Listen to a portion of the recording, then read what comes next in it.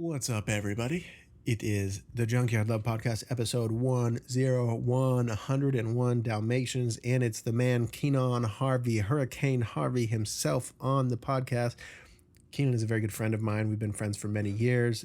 We have our distances. We've been known to fight like brothers. We disagree vastly, and there's certain times where I've actually taken a break on our friendship just because I was going through things, he was going through things. But it's so cool how much we could realign and have a conversation and just land right back in love with a friend. I admire this person dearly. A lot of my life has been my friends have been my family. That's really how life has played out for me. I'm a lot closer to my friends than I have ever been to a lot of my family members. The deep, unconditional love I've felt from my friends. I'm just very blessed to have that. And Keenan has been a huge part of that since I was in the younger years of my teenage years. Me and him and a few other people, we worked at the same mall together. So we just kind of bonded. We'd hang out after work, and it just stemmed to this beautiful friendship. So I'm coming from a place of, I'm talking to him as a city councilman, as someone who serves back in my hometown under a role of a city councilman. But a lot of this is just, I'm talking to Keenan, man. This is just my friend. He's just a person. He has this role. I think he shows up very well in this podcast as just, not trying to be anybody, not trying to, present himself as I am the city councilman or anything. We're just kind of BSing as friends, and he happens to have these jobs, and we have a few conversations about them. But it weaves in and out. I think it's a good convo. It's always really, I'm blessed to be able to just have conversations with friends on here. As crazy as it is that I get to talk to these psychologists and scientists and millionaires or all these cool guests that I get to have. I also love the fact that I get to have conversations with my buddies on here. I've always wanted to leave room for that in my podcast, in my conversations, and just kind of have it this open experience of my life. These are different facets of things that I'm interested in. But I'm also just a dude who has friends, and I happen to have a podcast, and I could put a mic in front of them, and we can have cool conversations that, hopefully in some ways benefit or at least positively entertain the listener. So anyway, without further ado, it's episode 101. Thanks for listening. It's the Junkyard Love Podcast with Keenan Harvey. If you like the episode, please subscribe, comment, all that sort of stuff. It helps the algorithm. I don't care about listeners or view count or any of that sort of crap. I'm just doing what I'm doing, but it does help more people listen. If you think that it's beneficial, share it. Send a clip to your friend. If you hit follow, if you could quickly on Spotify or YouTube or Pandora or Apple Music or wherever you listen to it, if you do hit 5 stars, it's just beneficial. It helps more people listen to it.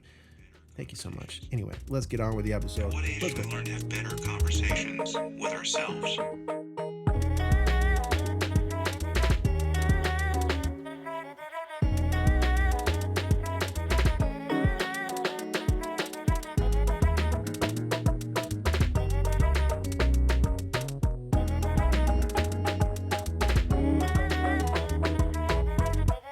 Knowledge is power.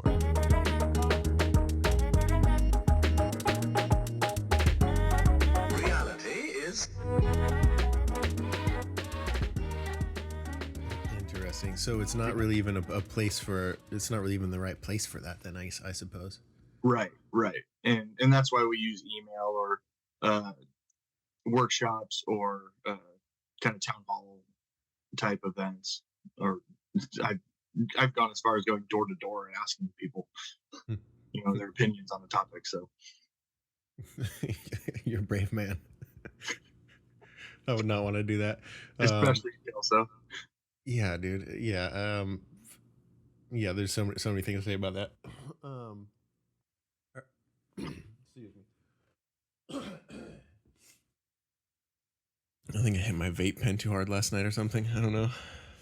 I was just in Michigan with my dad, and I had taken a few month break from smoking weed, but I was just in Michigan with my dad, and dude just smokes a lot, and so it was kind of a way for us to bond. I ended up just being crazy stoned the whole time, so I feel like I'm still, my lungs are still recovering from that.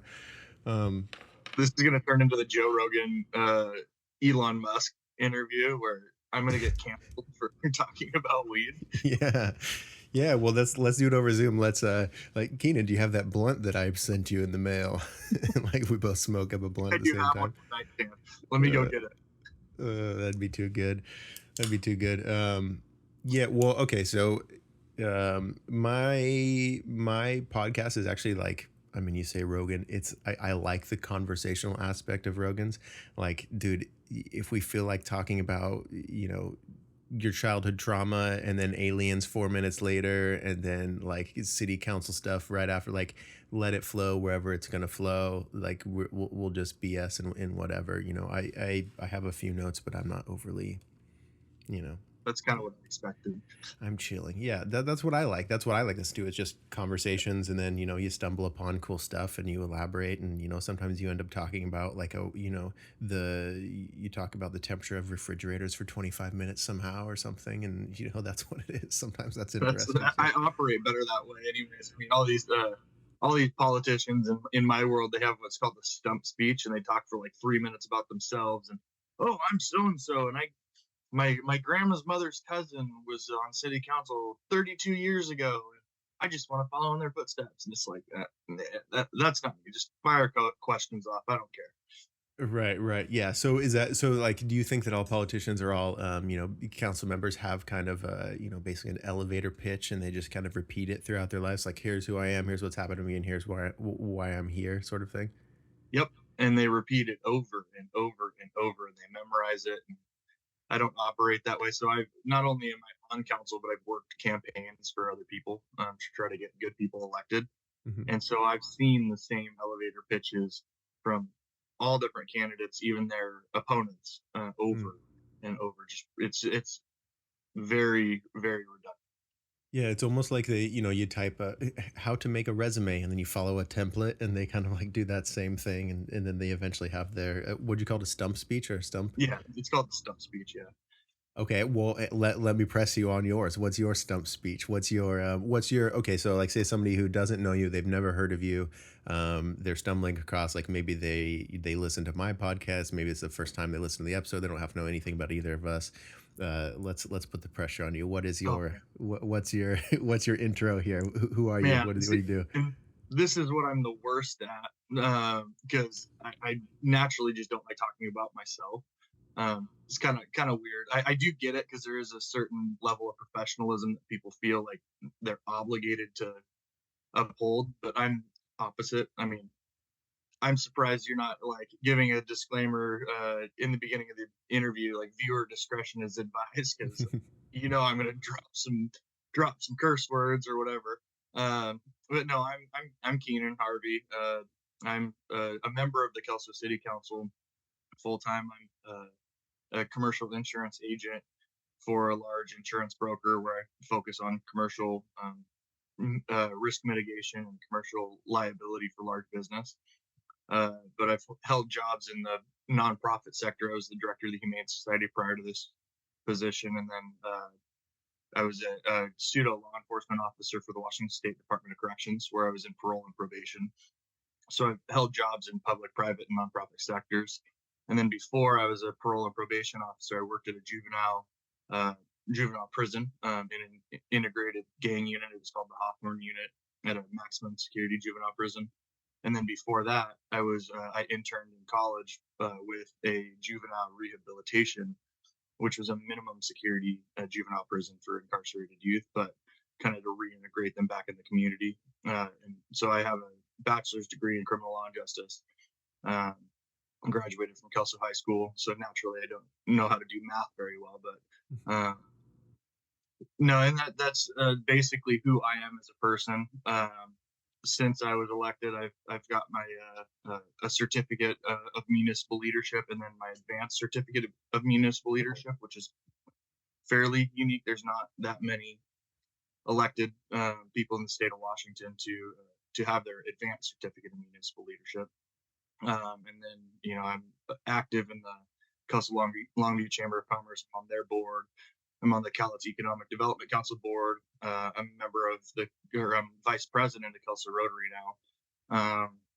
So I'm not only am I active and engaged, but I kind of have my hat in many different rings to try to better myself and kind of learn how to better serve the city of Kelso. Mm.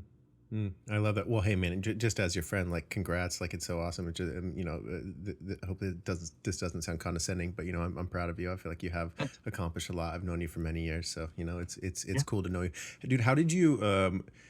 Would you say even from a young age that you had like a leadership background? Like, have you always kind of been like this? I mean, looking at where you're at, did you plan on kind of ending up here, or? No, and it really happened. So I was elected 4 years ago, but I really kind of started to get I, I I I think the wrong word's politically active because people assume that like attribute that to a negative now. But I think it was about 7 years ago, 6 or 7 years ago, I started following local politics, and I realized that at a local level, you can actually do more. You can actually better your small community because you're more hands on with people. Your policy is more local, um, and so I opted to start studying up on local politics, and then I kind of had a prime opportunity to run for Kelso City Council, and it was partially because the policies that my opponent at the time was proposing weren't things that I thought were best for the city, and so I threw my hat in the ring, and I ended up winning. Mm. Nice. Yeah, that's cool. Yeah, it's. I think that's something that probably a lot of us sort of learned. I'm not super duped into the world of politics, but I think a lot of us kind of saw, the lockdown stuff, and even before that, all just kind of like a little bit of the madness that we've started having. Since 2015 or something, in our political realm. I think a lot of us kind of started as we got older, realizing, oh, this is all kind of nutty. This is all, like this is almost like a reality TV version of actual politics that we're really following intently. And then, you kind of look around and realize there's a bit of responsibility, and there is a bit more that you can do at a local level than just following all of the national level stuff. And I think it's actually pretty important. And I like that. And I like that. Um, I don't know, man. I think we should make it cool to run for local government. I think that really is probably where change that you actually see in your everyday life versus what's shown to you on your phone. I think that's really where it can happen is at a local level. Yeah, and that's one of my biggest complaints is young people tend to not get involved. I mean, they're not even voting in elections. They're not studying up on issues, and it's kind of been a retired person's game. They retire from the mills and they're like, hey, I need a new hobby. But what I found is it kind of leads to the same mentality over and over and over. And there hasn't been a whole lot of new perspectives, younger, energetic, excitement to be in the political realm, and it's kind of led to I think some stagnation, especially in Kelso and Longview. As you know, we haven't seen a ton of growth comparative to other municipalities around us. We haven't seen a ton of growth and development, and I think a fresh perspective is kind of necessary at this point. What's your way of going about that? I mean, I know that I saw you're active on social media. I think that's already a good thing. It seems like you're like unafraid to get your voice out there and talk about things, which is also another good thing. I saw that you had made a kind of a video, like you running for re-election. You made a video, and when I saw that, I was like, oh, cool. More of this. Let's do more of this. A few minute video of kind of who you are, what's your background, what are your kind of talking points. That goes a long way. That really, it could catch the attention of people who are scrolling through social media, not really paying attention to any of that sort of stuff. It might draw them into it a little bit more. Yeah, and in the public realm, there's kind of this ideology that when you post on social media or when you're active on social media, that they call it an echo chamber.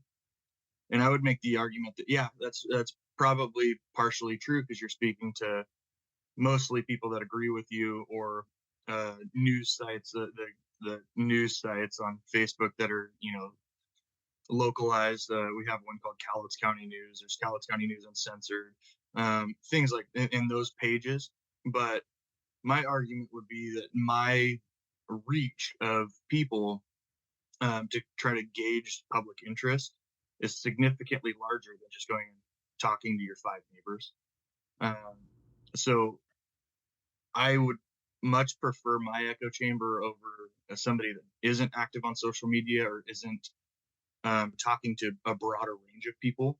If I'm wrong and I post something on Facebook, they'll tell me right away. And you'll hear about it from people in the social media realm. So it's kind of what we need. It's kind of, in my opinion, what I was elected to do is be transparent, be open, be honest, speak to as many people as possible, and then gauge my policy based off of that.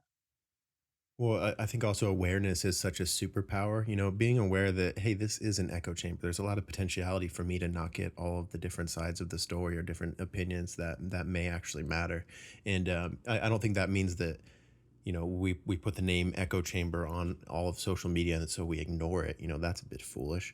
But I think that having that awareness of understanding, like, cool, we could really get a consensus for maybe what my echo chamber, what my side sort of thinks, and then elaborate on that in other areas. So dude, I think it really is a pretty important thing. We have, I think about like what social media and what the internet is for, I guess, humanity as a whole. It's actually pretty crazy. It's the way that we've done things for so long, and just over the last however many years, we have this thing we call social media, and it has this unserious arc to it, but it actually is, Twitter, now called X. They say it's the public town square or whatever, and there's a lot of people who make fun of that, and there's a lot of ways that that's not true, but there is a lot of ways that it is in some ways. And I think that there's valuable conversations and valuable contributions that could happen on social media that we shouldn't overlook. It's a bit foolish for us to ignore it. Right. Well, and kind of keeping up with trends is important. So I joke around about TikTok and kind of how the younger generation chooses to use TikTok. So I'm in my early 30s, and I made it through the MySpace days where you had a top 8 and you put a song on your profile, and I feel like we were probably on each other's top 8, to be honest. Oh yeah, I'm pretty sure we were. But that was also how we flirted with girls. Hey, will you be on the number 1 of my top 8? Yeah. And we through that. And then there was this brand new social media called Facebook that popped up. Well, so when I was younger, it was actually the AIM, what was some of the other, MSN Messenger. MSN Messenger, I was on that, yeah. That was big in Cowlitz County, but most of the other parts of the United States used different chat options. But now the running joke with the younger generation is, hey, Facebook is for your mom and dad and aunts and uncles and connecting with them, but Snapchat, TikTok, whatever the next platform is for actually communicating. So how do we recognize that technology is drastically changing? How do we reach more people and younger people to get a different perspective? And I have, in a sense, failed because I don't use TikTok. I am on Snapchat, but I'm still talking to the only Snapchats I send to people are like my top 20 friends. So yeah, you keep sending me shirtless pics, man. I don't know why.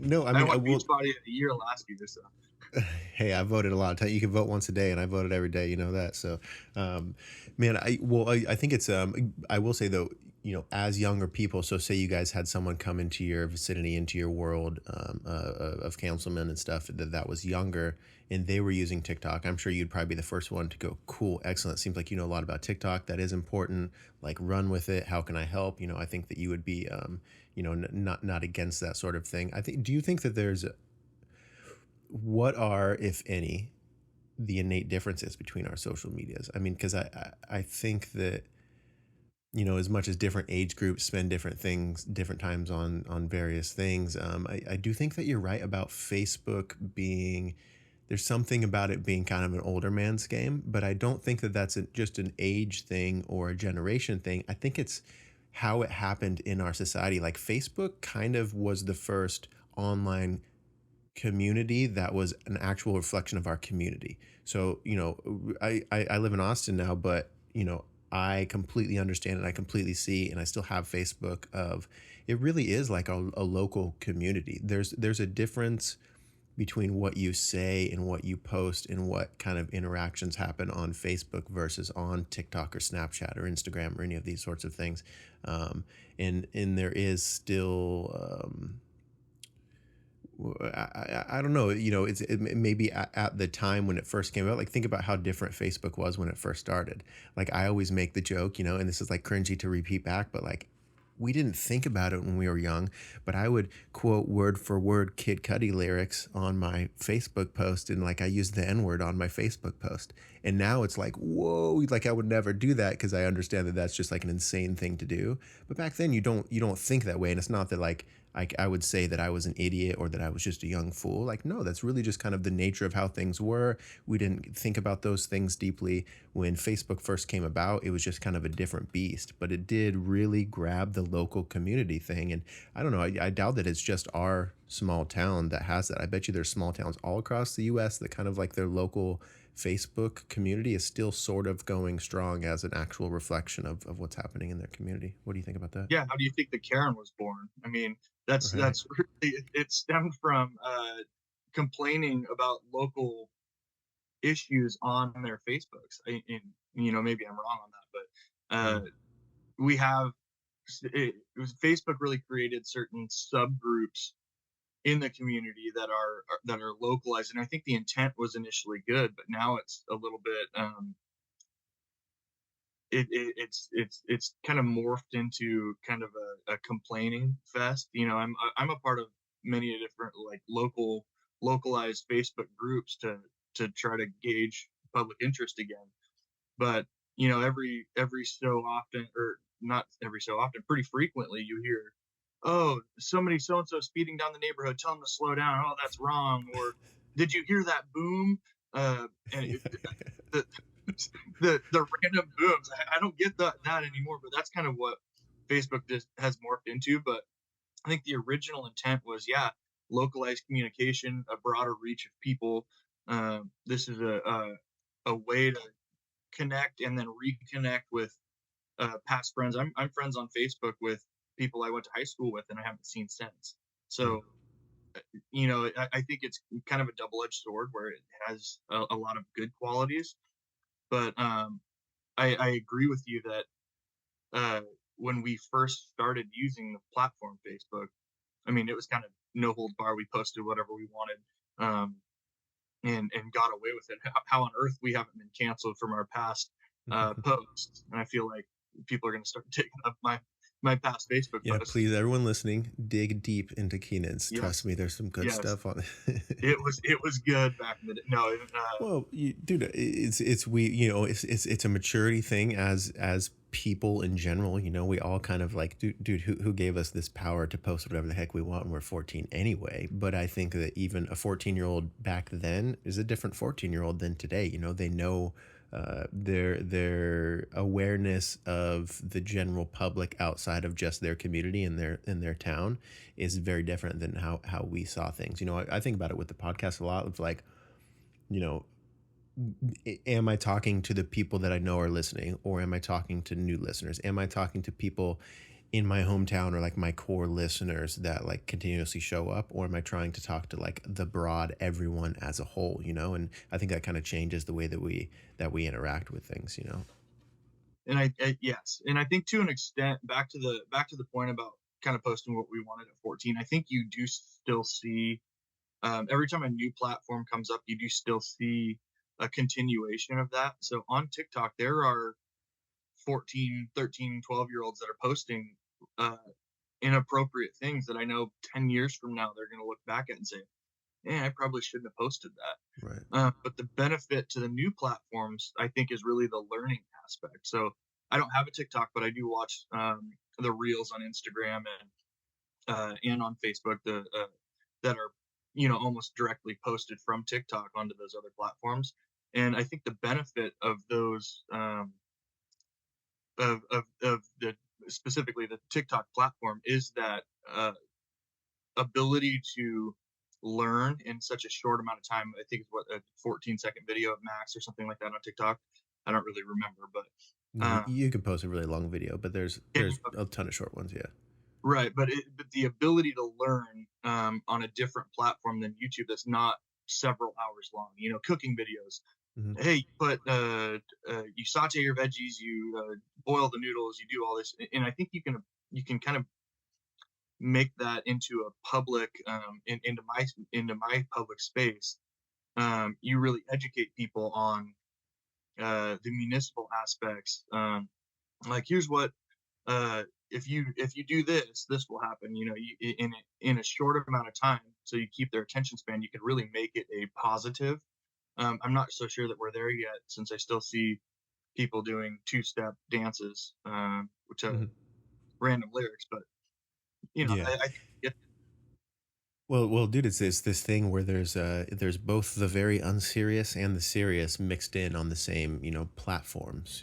I've had this guy, Eric Weinstein is his name. He's like a physicist, a mathematician. I really like just the way that he thinks. And he's pointed out. I mean, a couple years ago, he was basically saying, we have this cute little blue bird. It's this little app, and we post our thoughts on there, but it's actually at the same time there's various serious conversations that are happening there. And I think TikTok and all social media is kind of a reflection of that. There is ways. So I guess, I mean, somebody else can look up the statistics for this, or Jamie, pull it up. But there is apparently the younger generations, Gen Z and stuff.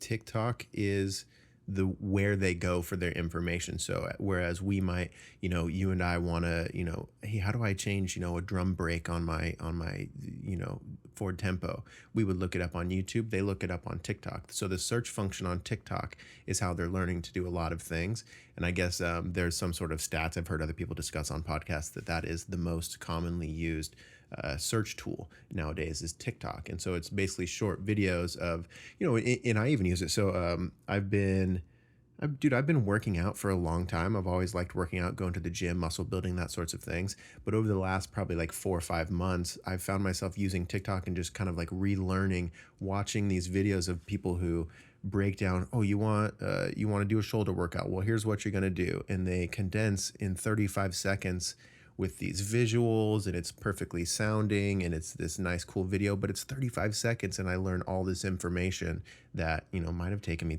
over a 10-minute video of watching someone ramble on. So it's powerful, man. I think we're getting rid of we're cutting around a lot of the fat here with some of the social media and getting right to the point, which our young generation really likes. yeah, and that's going to be important for information, um, in the future, and kind of learning as a society. So it's exciting. It's a little bit scary, but because I feel like people kind of chase that high instead of slowing down. They're like, I need that information. I need it now, instead of taking a breath and actually learning the trade. And I think again, that's more or less a double-edged sword, because um, sometimes things that you can learn on TikTok are a specific trade, and if you cut corners and you reference a 35-second video, you can run into some situations where, to be frank, working on car videos, it can be dangerous if you don't do things the right way. So kind of condensing it, while the information is great, sometimes I think you need to slow down and learn the right way. Yeah, no, 100%. And I also think that, we look at where we're at as a society. These 35-second videos are no replacement for a mechanic who's been doing it for 35 years. Right. Like there really is a lot. Don't go, just because your grandpa kind of talks slow and it seems like he's telling you things that don't seem to be important. Don't underestimate that. The man has something to teach you. It's great to get the 35-second video. It's great to kind of get a condensed version so you can be empowered to do it on your own, whatever. But there's a lot of the more long form ways of learning that are equally as valuable. Yeah. And I think it kind of has, on a broader scope, it's kind of attributed to, so because I'm on the Chamber of Commerce board, which is small business focused, most of the small businesses in town are having trouble hiring employees, and it's not necessarily the initial hiring of employees, but it's keeping the employees there. And I think that short attention span, that chasing quick information has kind of led to, I don't want to use the word ADHD, but it's kind of that mentality that they're so rapid with their with their judgments, or almost impulsive, that it's kind of created a different societal problem, where they don't want to hold on to jobs for very long because they're not getting that satisfaction, if that makes sense. Hmm. Yeah, no, I think that is an important thing. I think that we're kind of, this, I don't even know if it's the correct terminology at this point, but kind of just like drained of our dopamine. We're getting these dopamine hits. And it's like when we stop getting them so consistently, it starts to kind of feel bad. And then yeah, I mean, there's something, again, it's good, but there's also a lot of value in slowing down in kind of, I guess being present with what's going on, instead of, I mean, because you could have a lot of momentum of just, all right, what's next, what's better than this, what's better than this, and then you're really like almost trying to like run away from your feelings of like, it's okay to have a shitty day at work, dude. Like, it's okay. Like, some days at work the whole day is just crazy, and that's okay. That doesn't mean that you need to completely switch career fields. Maybe, if that's happening all the time, live your life. And I don't think any of this stuff is really worth us being miserable. There's no, any sort of job is chasing the carrot on the stick of sorts, right? But Yep. there is, not every day can be amazing and so fun at work. That's really not the truth. Maybe eventually for some people that is somewhere where you can land, but it really is the truth of being able to handle the days that aren't nearly as fun as the day before at work. Yeah, absolutely. And I've kind of learned that. I learned that in my old age. So I jumped into the political sphere when I was in my late 20s, and I just got a pretty cool nickname a few weeks ago. They called me Hurricane Harvey, Be and able it to was elaborate. supposed to be a diss, but I think it's because being young and energetic, young in the political world, I tend to legislate and I tend to lead vocally, but also um, efficient. Or I try to push for the most efficiency as possible. And in the public lifestyle, especially in municipalities, they move at like half the speed of smell. Man, you can't get anything done quickly, um, and so I don't operate that way. So if I want a policy to be passed, I'll put it on the agenda and I'll pass it. And so I think that's kind of led to a perception of me that I'm a loose cannon, or Hurricane Harvey, but it's kind of by nature, me trying to push the city of Kelso to be more efficient. And I happen to like the nickname, so I'm going to run with it. I'm going to put it on all my campaign signs and everything, I feel because like I'm, you I'm, should I'm tat it proud on of your it. back. Right, exactly. Yes, no regrets, but Hurricane Harvey. For Spell it wrong. Keenan. those those 18-year-olds that forgot their last name, so they had to get it tattooed on them right when they turned 18. Was that you, Jake? I mean, in my defense, I was 17. Oh, okay. My first tattoo, I literally got the entire right side of my body tattooed. Yeah. Anyway, we've all been there. Represent with your last name. What do you think Exactly. about? So, I mean, I like how you said that you kind of embrace this nickname, though. What are the downsides of this way of thinking? What are the downsides of being Hurricane Harvey? The downsides of Hurricane Harvey. No, and I think it comes back to a perception.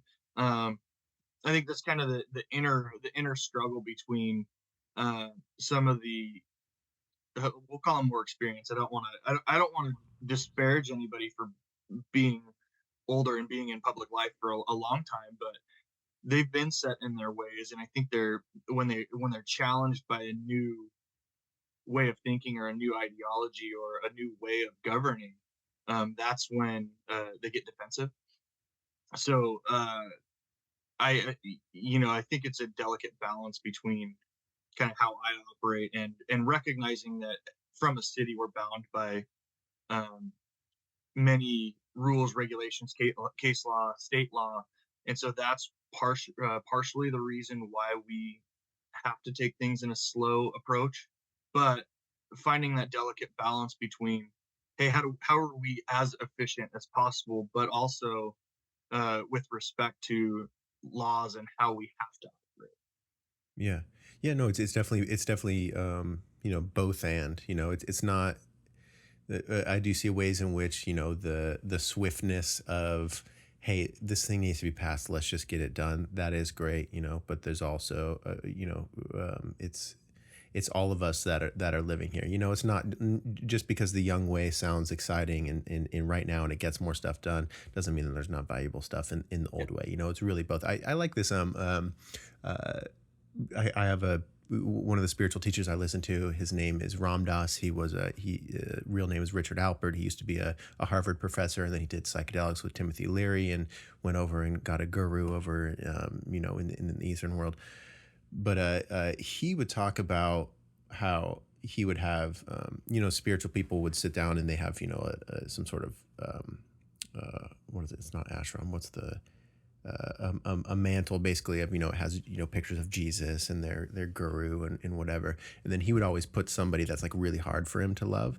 He would always put this like a picture of like Ronald Reagan or somebody who's like in the political sphere who's not as easy to love as looking at a picture of Jesus.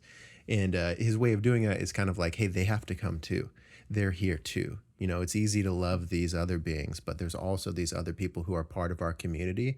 And I think that's where a lot of us get a little caught up, is we're like, well, we all need to be more like this.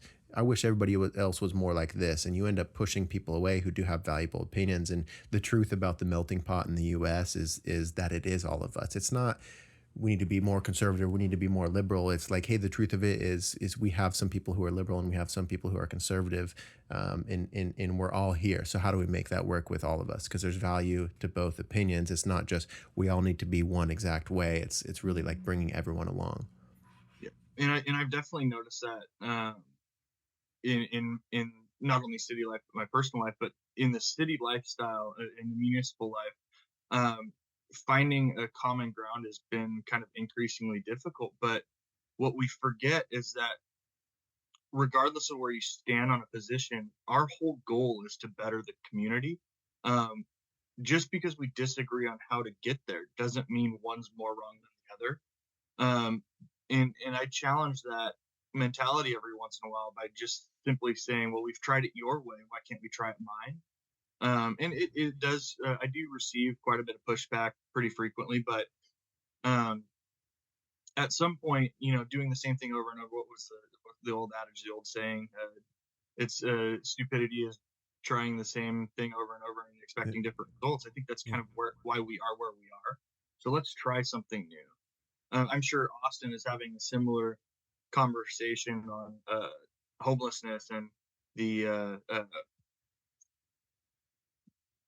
homeless issues in the city of Austin. We have a neighboring city, the city of Longview, that they're having a serious homeless issue. Kelso is a little bit better. Obviously, I'm not naive to the fact that we have homeless people, but we operate on our side of the river. So for your listeners that don't know the Cowlitz County area, there's two cities basically connected. There's no distance in between the two cities. For sake of the conversation, the only thing separating us is a very short river. Obviously, there's different boundary lines, but for the sake of the conversation, the river is what separates us. And we operate completely differently. So where they're having serious conversations on homelessness and how to solve homelessness, which it's never going to be solved, but at least make an impactful difference on the conversation. The city of Kelso operates a little bit differently. And so finding that middle ground and saying, hey, your way is more right than our way, or our way is more right than your way, isn't benefiting anybody. Let's find a pathway forward, since we're all trying to achieve the same goal, which is to better the whole community. Mm-hmm. Mm. Yeah, I mean that's like one of the most important things is really, it's so easy to get into the weeds of all this stuff. And then at all times it's probably like, probably something you find yourself doing is trying to bring everyone in the room. Okay, cool. We made some cool distance on that. We made some we got into the weeds on that and that's great, but we got to rewind and we got to back up and go, what are we all doing this for? Are our answers actually trying to better our community? Are our answers and our even arguments are going to happen in these things, but are the arguments getting so far into the weeds that they're just silly, or are they really getting to where we're solving the problem and making our community better, stronger? Yep. And so I'm up for re-election right now, and one of my focuses is going to be kind of taking a step back as an elected, and you know, it fell on deaf ears or it didn't resonate with. So I was talking to a room um, full of the older population, and I used the term "they doing too much." I think that kind of is true for electeds too. They're trying to get fancy. They're trying to do do too much, where they're passing policies that aren't going to make an impactful difference. And so, one of my current campaign topics is, hey, let's take a step back. Let's focus on um, the bare minimum. Let's fix our streetlights. Let's patch our potholes. Um, and that once we make an impactful difference with the basics, that's when we can kind of graduate to a broader scope of or I guess a more narrow scope of different ideas. But until we fix our basic issues, we can't afford or we can't push to change. We can't do too much because we're kind of bound by our failing current infrastructure. If that makes sense. Why do you think they're doing too much? Like what is that? Why would they think that that's the best way to go about solving the problem? So it's kind of the what comes first, the chicken or the egg.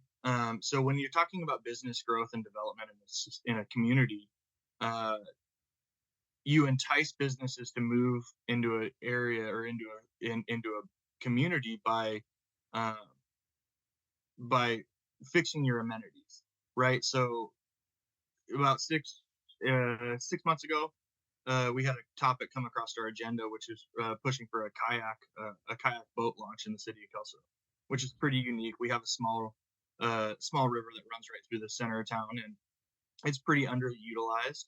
And so one of the council members proposed putting a kayak boat launch in on the Cowlitz River.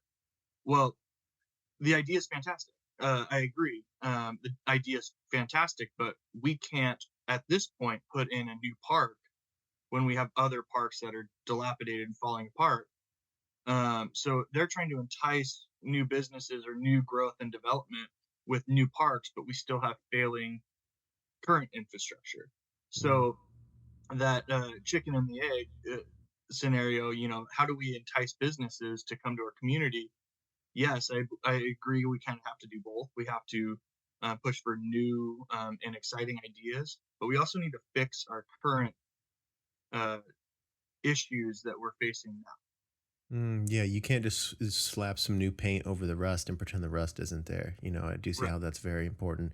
Man, that must be a huge balance of just the work that all of you guys do is, of course, the shiny new thing is fun. Of course, it's going to sell. Of course, I mean, that's a good election point of like, hey, look at this whole elaborate thing, and we could have kayaks, and you could do like a 3D render of it, and you can even make some sort of AI video nowadays of people playing in the Cowlitz River on kayaks, and just seeing that would be like, whoa, cool, I want to do that. Yes, let's vote for that. But you're totally right. Yeah, if other things are falling by the wayside, how do you I mean, even just outside of the specific situation, how do we balance that, like in communities, and how do council people, keep that in mind? How do we not get rid of or neglect the things that are kind of rusting out while we're also contributing to the new exciting fun stuff? And again, I think it is a delicate balance, as you stated. But we can't entice new businesses. I mean, something as simple as painting crosswalks and curbs, or pressure washing our buildings. Um, or pressure washing. One of the bigger eyesores right now is the bridge that separates the two, Longview from Kelso, and it's got mold, and I mean, we live in the Pacific Northwest, so it's um, exposed to inclement weather every single day, and so cleaning our critical infrastructure, beautifying our infrastructure, and then doing the shiny new things when we have the resources and the staff uh, to complete those tasks, right? So it's the same department that is maintaining our parks, uh, and our roads and our water. So focusing on cleaning up our current infrastructure, and then we can move on and graduate to putting the new shiny thing. And then that's my opinion. That's how I prefer to operate. Hmm. Yeah, yeah, I see. Yeah, I guess I was just kind of visualizing, like, you're going to this new cool kayak launch, but your car gets a flat tire because the road on the way there is just there's giant potholes and stuff. So, yeah, that is probably like a balance that's difficult to strike in trying to draw. You guys are probably all like, look, no, this is important. Look, no, this is important, and it's a little bit of all of it is important, but I think that yeah, the community members have to understand. Um, it's cool to get the new exciting thing, but we also got to take care of what we have. That's always been a rule of. I mean, you've always kind of been a car guy. That's probably something you'll hear often. Is like that's how you have nice things. Is you take care of nice things. Like it's. I don't know. I always kind of just buy the shit box and fix them up, and that's why I have 6 Yeah, projects sitting in the driveway. And yeah, that's actually very true. Yeah, okay. Well, I'll say the people that you're around. yes, Mark and Bobby and Dave. Uh, yeah, oh, cool. Well, yeah, dude. Okay, cool. So what else? What are your other running points on this reelection, and why are they important to you? so this election, again, I'm running on fixing our critical infrastructure. It's going to be a huge focus. So our police department is top notch. Our police department is, I would argue, probably top 5 police departments in the state of Washington. They're super polished. They have fantastic leadership. They've achieved a lot. They're properly trained, and I think that by nature is because prior councils have focused, almost hyper focused on one of the departments, and that's our police department. And I have so much respect and so much high regard for them. But in the focusing on one department, they've kind of not neglected. It's a poor word choice, but they've haven't focused on other departments. So right now, the city of Kelso has $14 million in backlog road repair, and we still only have one full-time, or it's 1.5 full-time equivalents in our street and road department. So we have one person to maintain or 1.5 people to maintain every single road in our city. And so staffing up our street and road department, getting some of that infrastructure taken care of, and that street road department also is in charge of our facilities maintenance, our building maintenance, our signage, our parks, our water, and water and sewer. And so really getting back to basics with that department, and let's staff up, let's promote growth in that department.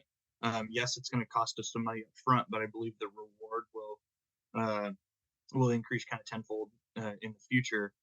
So making those investments now, so other councils don't have to carry the burden for our understaffed uh, uh, area of our city. Hmm. Is that a matter of allocation of current resources, or is that a matter of drawing importance to get more resources towards that problem? So I don't know if we run a pretty lean budget right now. I am proposing uh, increasing our budget, knowing that for a few years we're probably going to go in the red, but we need to take care of our current infrastructure, and we're not maintaining our current infrastructure at the level that we should right now. And I think we're really feeling the effects of prior councils, 10, 20, 30 years ago. Hmm. Yeah, no, So that's a very important thing, is that what you do isn't just for right now. It has downstream, it's going to have downstream effects, and it's kind of a long game of building a structure that's continuously fixing and improving itself while it's fixing, improving the city. yeah, and future council, it might be this council. We're going to be faced with a really tough decision. So we have a beautiful old building on our west side of the city. It's called Catlin Hall, and we allocated a couple $100,000 for a roof repair. Obviously, the roof needs replaced. It's a 100-year-old building. It's a staple of of the neighborhood that it's in, and we found out just yesterday that the bid to renovate Catlin Hall is actually $1.6 million.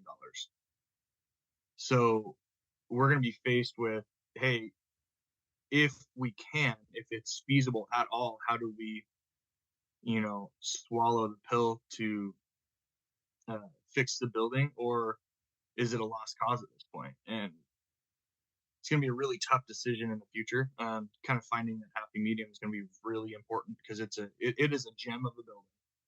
I'm not sure if you remember it. It's the one that's in the spray park, the splash pad spray park, the big building, Catlin Hall, in the west side of Kelso.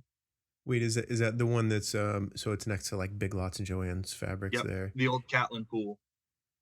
Oh yeah, That yeah, building. man. One time I was swimming there when it was a pool, and someone pulled a knife on me, and I told on him.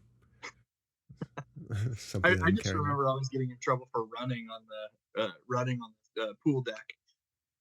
Well, that's what you get. You could have broken your arm.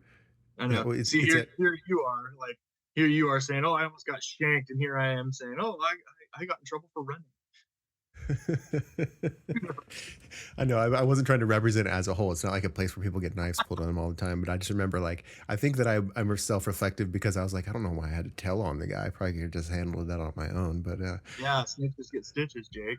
I know, dude. And it's still haunting me around. That's why I left the town, actually, because I was, he just got out of prison, and I was afraid he'd come for me. So, no, no, that's funny. Okay, cool. Yeah, yeah, I could see how that's it's hard to navigate. I mean, what a nearly impossible task. But hats off to you guys for trying to solve these things, and putting your passion for the community, trying to angle it into things that are better for the future of the community and right now.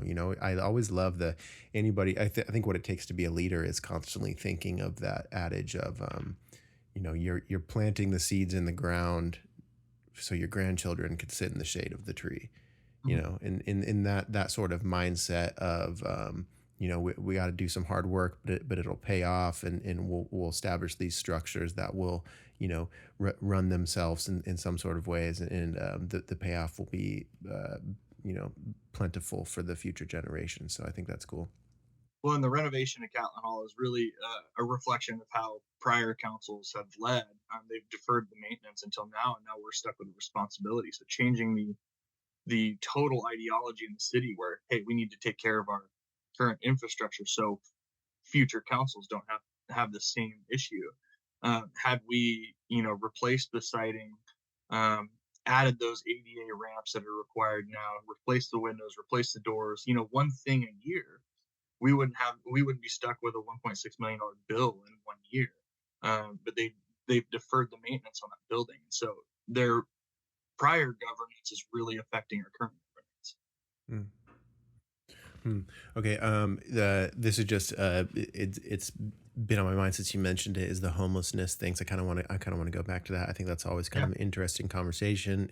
It's this conversation that sometimes feels a little bit weird to have, because you almost feel like you're being insensitive to those people, because obviously they're people, but it needs to be discussed. We have kind of these on the internet and in certain places in the U.S. We want to call them the dehomed or dehoused or something, and I don't know. I feel like our conversation around it gets a little strange, and should be a very serious conversation. I mean, there's San Francisco, for example. I mean, the amount of homeless people is just an unimaginable number, and it's really like for the future of civilizations, like, you can't. I mean, it's bad news. There's a lot of bad stuff that can come out of that, but obviously it's not just oh, just all right, we'll delete it and tell them they can't be homeless, like tell them no, so there's clearly something happening there. So what do you think that I mean, you mentioned that Kelso seems to be doing a pretty decent job with the homeless. What do you think that they do good that bigger cities might be able to learn from? So, like, how does a small community handle, something like the homeless problem in a way that other big cities can reflect on? And then after that, I would love to open up the conversation just about mental health, because obviously the core of homelessness is mental health. Like, these are our brothers and sisters who are sick as shit. They're so sick, and there's a conversation that could happen there. So, but first, like, I guess what do you guys do? What do we do well in Kelso, and what could like bigger cities maybe look at and reflect at? So the problem is actually really historical from about 2012, 2013. Back in 2012, 2013, just right about when I was graduating college and moved back to Kelso Longview. There was a nonprofit that opened up, and they put a homeless a low or a no barrier homeless, not a shelter, that's not the terminology they use anymore, but homeless facility smack dab in the middle of Kelso. The low barrier model basically says there's no constraints for you to live in our homeless facility. And so by nature, it created a huge hotspot for crime, where calls for service for our police department were massive. And they were staying in a building that was rented or leased by the county commissioners. So the county governing board leased that facility to the nonprofit. And so the city of Kelso really didn't have a say in our zoning or code, whether that could be there or not. So that sparked code changes. And so the homeless camps or low barrier facilities are the requirements to put them in the city of Kelso now are much more strict. Finally, that facility was shut down, and it kind of pushed the homeless issue into a neighboring city. At the same time, the city of Kelso passed a no camping ordinance. Our no camping ordinance, so there was some case law that was passed, in the same era, that basically said it's not illegal to be homeless. If there's no public forum for places to stay, for homeless people to stay, the city has to allow them to sleep in public locations. So effectively, the city of Kelso passed an anti-camping ordinance, but our anti-camping ordinance complies 100% with the case law, because we allow somebody that's homeless to sleep in the public domain from 9 p.m. to 6 in the morning. So we're giving them a place to sleep. So just about every morning at 6 o'clock, when there's a homeless person sleeping, our police department will, and I've seen these interactions. They'll go to a homeless person sleeping in a public location and say, "Hey guys, time to wake up for the day. Let's get moving." Oftentimes, the homeless people will thank our police department. Our police department will thank them, and they'll move on for the day. So we allow them a place to sleep publicly, and it's that enforcement and that mutual respect between our police department and the homeless population that is kind of kept our numbers for our community blight down. So just the enforcement of the ordinances has really helped. Passing good governance prior has really helped not only the public perception, but also the mutual respect between the homeless people and our police department, and that mentality is not being shared with neighboring cities, and so that's why they're having the issues that they are. Mm. Do you think? I mean, obviously that's not a forever solution, but that does seem to be useful for what we're handed. Mhm. So the neighboring cities are not allowing camping in public places overnight. Is that No, what you're saying? 24/7, 365. So right now there's a beautiful Mm. park smack dab in the center of the city of Longview, and they allow them to sleep there. Until more recently, they allow them to sleep there, and the public perception is that the city of Longview is not doing anything. There's tents, there's people defecating and urinating in the middle of a beautiful park. There were some high school students that were trying to take their prom photos in the park, and they couldn't because of the aggressiveness of the homeless people that were staying there. Yeah, that's bullshit. Yeah, and from the city perspective, and I guess for my personal opinion, we can't. I don't think we should be lumping every homeless person into the same category. Of course. There's a broader. It's a much broader discussion because there are locally in the city of Kelso, they just produced new statistics, or not city of Kelso, the Cowlitz County in general. There's over 2,200 homeless people, and for a community of 111,000 people, I believe is what our county's at right now. That's kind of a high number, and they're kind of densely packed in the middle of the two cities, like city of Kelso and city of Longview. They don't branch out to Clam or Castle Rock, but there's multiple different types of homeless people, right? There's the people that they're not lost causes. They just don't want the help. They want to be left alone. They don't want government. They don't want the authority. They don't want the structure. But there are the homeless people that are down on their luck. They're sleeping in a car with their kids. They're sleeping on the streets, and they've, sometimes at no fault of their own, have fallen on hard times. We're all kind of a paycheck or two away from having to be classified as homeless. The statistics do include people sleeping from couch to couch. It's not just the people that are in your face. And so what, in my opinion, focusing on the people that want the help, and we're talking about a couple hundred people out of the 2,200 that are sleeping on the streets. The ones that are in your face, those are the ones that we should be enforcing our ordinance on. But we should, kind of take a step back and look at the people that want the help. Increase our housing supply, figure out ways through public policy that we can build more doors with ADU ordinances, with tiny home villages, with low-income housing, even some subsidized housing. Figure out how to focus less on the ones that are in our face and more on the ones that are actually wanting the help. And so that's kind of the crux of the issue. It seems like cities are focusing on the ones that are they're focusing on getting the people off the streets that don't want the help. The city of Longview just put in a homeless camp. They call it Hope Village. They spent $3.4 million. There's only 40 doors, and it is a low to no barrier housing first facility. So spending $3.6 million is the total bill.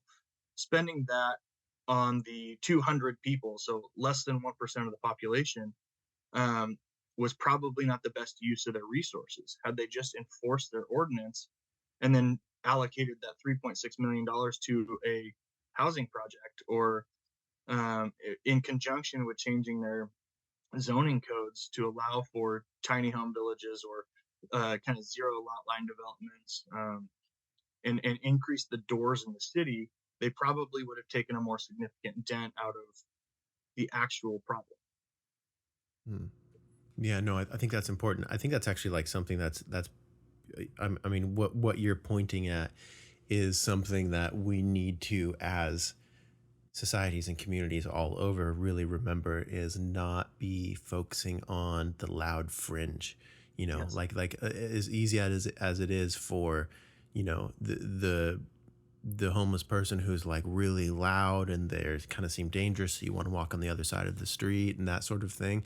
As easy as it is to like think they represent all of people who are just not at the best moment in their life, that doesn't mean that like they're representative of all of homeless. So I think it's almost more difficult. We're almost shooting ourselves in the foot by trying to overly focus and spending so many resources on trying to help that version of people who are down on their luck versus the things that you said, like people who are surfing couches, people who are just having a tough time, people, think about like, dude, I've been through, I didn't thinking about like my instability as a person, if I didn't have close friendships to help me out through my hard points, like a bad breakup or, maybe you lose your job or whatever it is, like I mean, it's so easy to be homeless, really. It's like you said, like we're two paychecks of being one of those people, and maybe that hurts to look at, but that is the truth of it. And so I think, yeah, totally. There's ways that we could focus our resources and our help and our attention on helping more of a majority than the extreme edges. I think that's totally right. I like how you said that.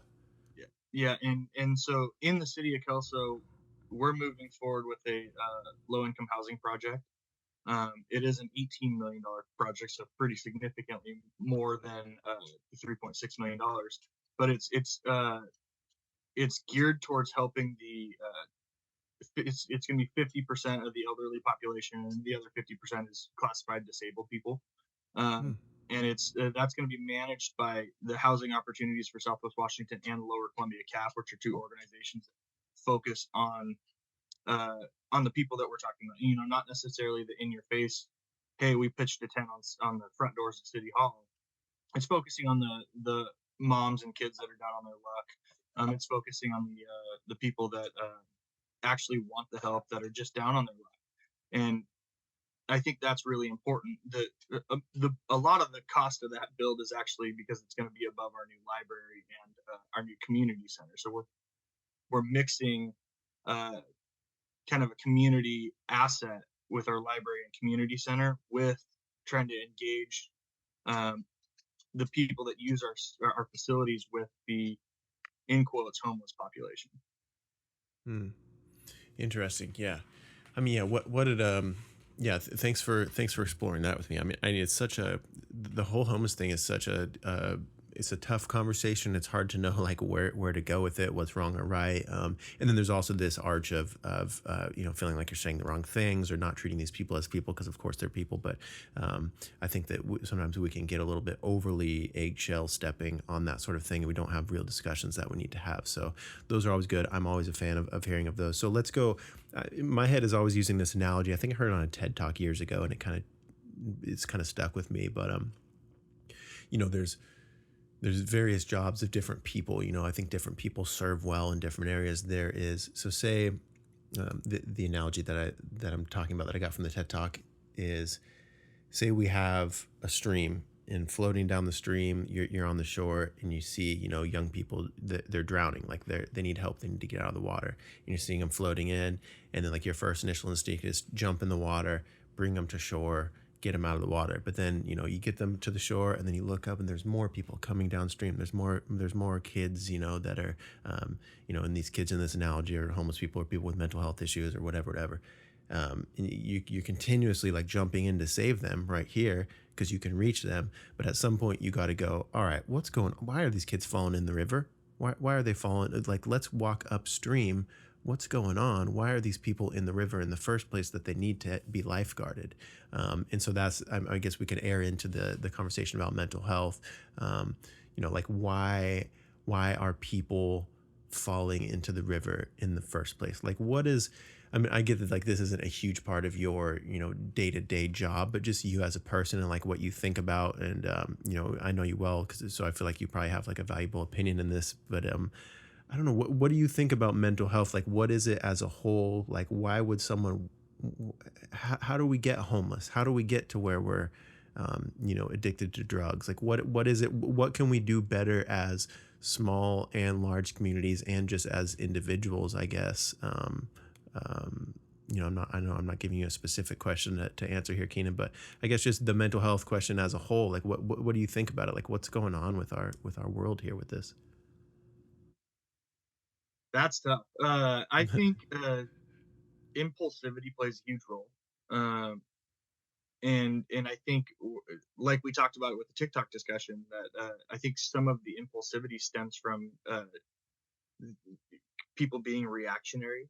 And so I think that's kind of carried over into the public life. And I could be totally off base, but from what I've seen, um, working with people that were convicted or that are convicted felons in my prior life, what I noticed is that they're really impulsive. It was they didn't decide to just uh, I don't know how to explain this, but there's something in their mentality and their brain that made them into an impulsive person, and some of that probably does stem from past traumas. Mm. But man, that's a tough question to explain. I gave you an impossible question, of course. Okay, Sorry. well, what? Okay, so let me ask you this: Have you ever had an intrusive thought, Keenan? Do you know what an intrusive thought is? Absolutely, I think Yeah, we all have. yeah. So I think years ago when I first kind of started having intrusive thoughts, I was like afraid of myself. I'm like, oh my God, am I evil? Like, what? Why would I think that? Who thinks of that? Oh my God. But, then you start doing a little bit of research. You start having conversations with people. You start learning a little bit about your own self and your mind, and you gain some mindfulness. For me, like meditation and stuff really helped for me. But you start learning, like, oh, I'm not my thoughts. Oh, okay. Like, it's okay to have. To have those things like come about. Like it's not that abnormal to it's not that abnormal to have a strange thought. Like here's an example. This is going to be like, hopefully nobody takes this and clips just this, but like, dude, you could be Cancel. holding someone's baby and the thought could cross your mind of like, I could throw this baby pretty far. You know what I mean? Like, cool, let's be real about it. It's not that I'm actually going to throw a baby, but it's actually, some people, and maybe someone listening to this, maybe they've never been aware of their intrusive thoughts. Maybe they've never had intrusive thoughts, and that's cool. But there is an actuality of, we just have weird thoughts, and they stem from a lot of the things we consume. They stem from like not having peace. They stem from, our there's a lot of humans are very intricate. We have ourselves figured out in a lot of ways, but also, like where do ideas come from? I don't know what I'm about to say next. I'm not planning it. I'm just trying to be the filter of the person who has thoughts and then says them in real lived reality. So, I think it's when we could face those things and we could see those imperfections of just being part of the human experience within ourselves, it gives us a little bit of compassion for other people of like, oh man, they are really at the mercy of those intrusive thoughts. They're really at the mercy of those thoughts of thinking less of themselves. And then we have these ego protections that kind of like, come about in place of thinking those things because we think that we're bad when we have these intrusive thoughts. But so from someone who has like, I've had my own struggles with mental health and all these things, getting a wedge between a thought and your reaction or a thought and your response to it is a superpower. There really is something you talked about impulsivity. Impulsivity is having no distance between you and your thoughts. There is no observer of what's going on and going, oh, I don't need to react on that. Oh, I don't need to say that thing. Oh, I feel this emotion in my body. Oh, I'm actually angry right now. Well, I know that making an angry reaction isn't going to benefit the future of my life or my community or my loved ones or my friends or the people around me. So let's take a second and take a step back. I don't know. I think if there's some sort of, I don't know, is there like mindfulness courses we could offer to homeless people in convicts? And did you see any sort of, was there, when you were working around the police force stuff and then the law enforcement stuff, did you, is there any like meditation classes or mindfulness, or is that a discussion at all? So with the Department of Corrections, it wasn't necessarily meditation or mindfulness, but the treatment programs were fairly plentiful. The options were there. The trick was getting the people to join and stick with Sure. treatment options. And you can enforce, or you can require some of that through their judgment and sentences. But I don't know how to kind of change somebody's mentality to drive that wedge in between their reactions and their Yeah, they kind of have to want it. right, right. And I think, in my opinion, what I have seen, the more successful people have kind of stepped out of their milieu and into a new area, and that's been more successful than anything. So um, the state of Washington has a kind of an obscure law where you have to return to your county of origin. So when you release from prison, you return to the county where you committed your first felony, not back to the community that you might be more successful in. And it was fairly difficult to transfer somebody from their county of origin back to where they might be more successful. So I would literally have people that would abscond from supervision because walking down the street, they were going past their dope dealer's house, and it gave them that sense of urgency to use again. So getting them out of their environment that contributed to their addiction was fairly successful in my experience. But from the law enforcement standpoint, from the parole and probation, I don't want to use law enforcement because people assume I was a police officer. I was a parole and probation, so I was about half treatment and half enforcement. So getting people out of the environment that they that contributed to their addiction was really important. Yeah, I think that is valuable. And do we have ways of doing that in the future? Like, do you see any sort of route out of the way that we're doing that? Like, do you think because it sounds like it's not super helpful for them to have to go back to where they first, they're released and they're like, all right, cool, let's get my life back on track, that sort of thing. I mean, dude, even just everybody who's listening has probably moved a couple times in their life. Even just moving across town is expensive as heck, dude. Like, it's not easy to move and like really start a structure, let alone like when you've been incarcerated for a while. Yeah, well, in the why I call that law obscure. So I actually had a case where a person was driving from Kelso Longview area to Yakima, or not to Yakima, through Yakima to the I think they were heading to the Ellensburg area. And for people that don't live in Washington, it's about a 4-hour drive and over a mountain range. And he was popped for marijuana of all things when he was 18 years old in Yakima, which is dead center of Washington State. And so at the time, that was a felony. It was a felony violation of the Uniform Controlled Substance Act. He was 18 years old, fresh out of high school, and was just driving to visit another city. And en route to that location, he was pulled over and arrested for marijuana and charged with felony. He was convicted of that felony. I think it was 25, 30 years later, approximately. He committed another felony. He had fallen on hard times, got into dope, was arrested for dope, and then served, I think, served just over a year. He was convicted and served 366 days or something like that in state prison. When he released, because he had committed his first felony in Yakima County, even though his whole base and his whole family was in a different area, he released from prison to Yakima County where he knew nobody because he committed his first felony. And so it's a little bit odd, and it kind of plays a sticky game. We were able to transfer him back to a different to the area that suited him better, where he had that support group. But it was kind of a bureaucratic process for no reason. I mean, common sense would say, hey, release him to where his family is. But the way the law's written, we couldn't.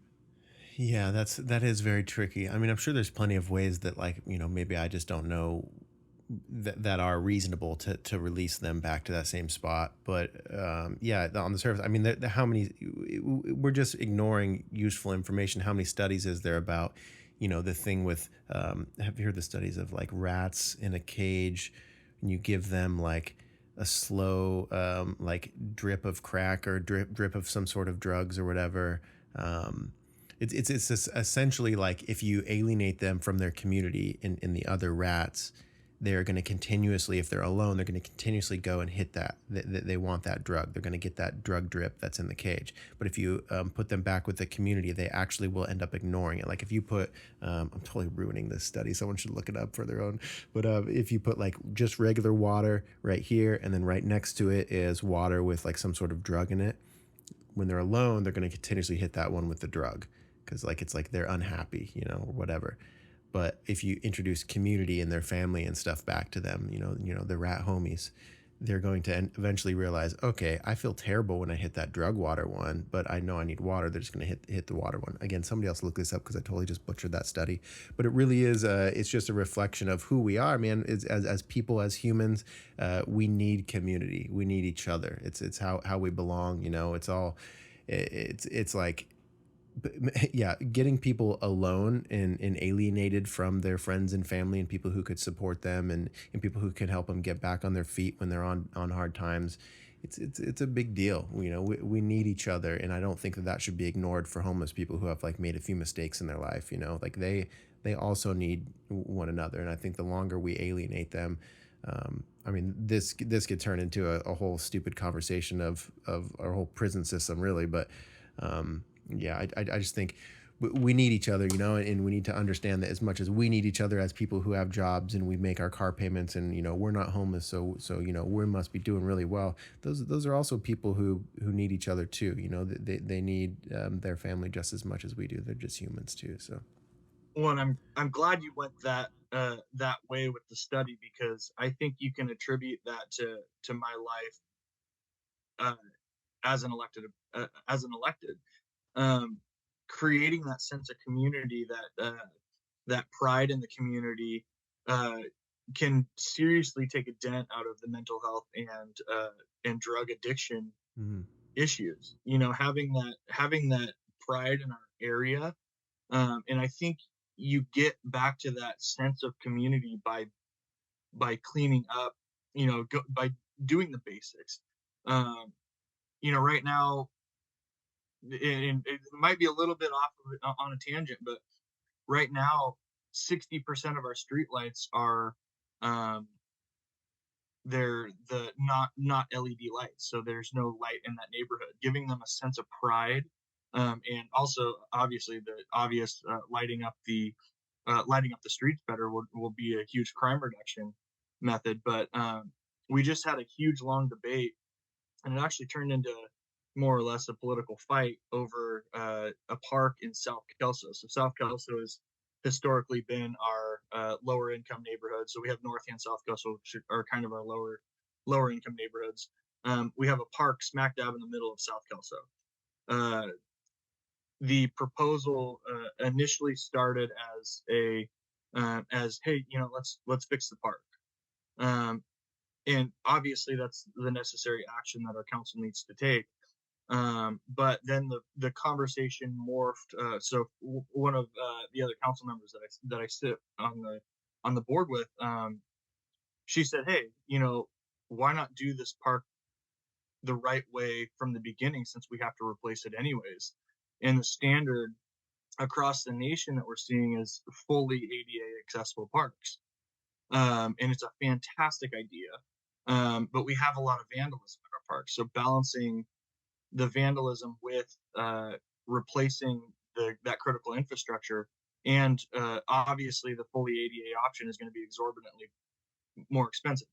Um, Instead of just replacing the park with 1950s technology, let's replace it with a better full ADA option, and then that will facilitate uh, giving the South Kelso neighborhood some pride in their park and help that community aspect of it. So the uh, the political fight over the cost took place at our last meeting, and ultimately we voted on moving forward with the full ADA option. Um, but when you're talking about community and drinking from water infused with crack and drinking regular water, giving them that sense of pride and in a piece of infrastructure that's smack dab in the middle of their neighborhood, I trust that the South Kelso neighborhood is going to police itself in um, taking care of that park now, because it does give them that sense of pride.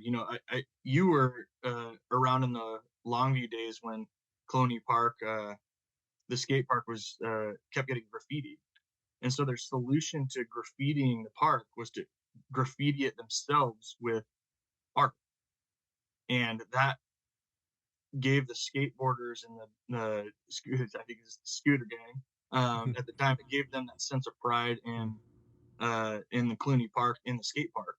And now they self police it. They don't, Yep. you don't see the graffiti we used to. Yeah. Yeah, I actually really like that you use that example. I grew up as a skateboarder. It's managed local skate shops and stuff when I was younger, and there is a sense like if you're a skateboarder, you know it very well. But there is like if you go to the skate park and you try to leave your food or you litter or something around one of the local skate park guys, they're gonna grab you by the shirt and go pick that shit up, dude. There is a sense of pride in let's take care of our stuff. And I really like that they did that they worked with, instead of like, posting a police officer up and checking everyone's bags for spray paint cans. It's like, all right, let's let them tag it. Let's let them make it beautiful tag though, not just like, Skeeto was here, or like whatever, our like Chad loves Janet, or just our like sloppy sort of like crackhead graffiti or something. For that's probably a mean ass way to phrase it, but there is a way that we could spray paint our parks and paint our parks in a way that's cool, and something that we take pride in. And I really like that. I think that is a cool way of a cool example of community is local skate park people. Anybody listening who's ever been to a skate park or been a part of those, there is kind of this like we don't need the big guys to come down with their shirts and ties and tell us not to litter. Like, we got this under control. We're proud of our park and we're going to keep it that way.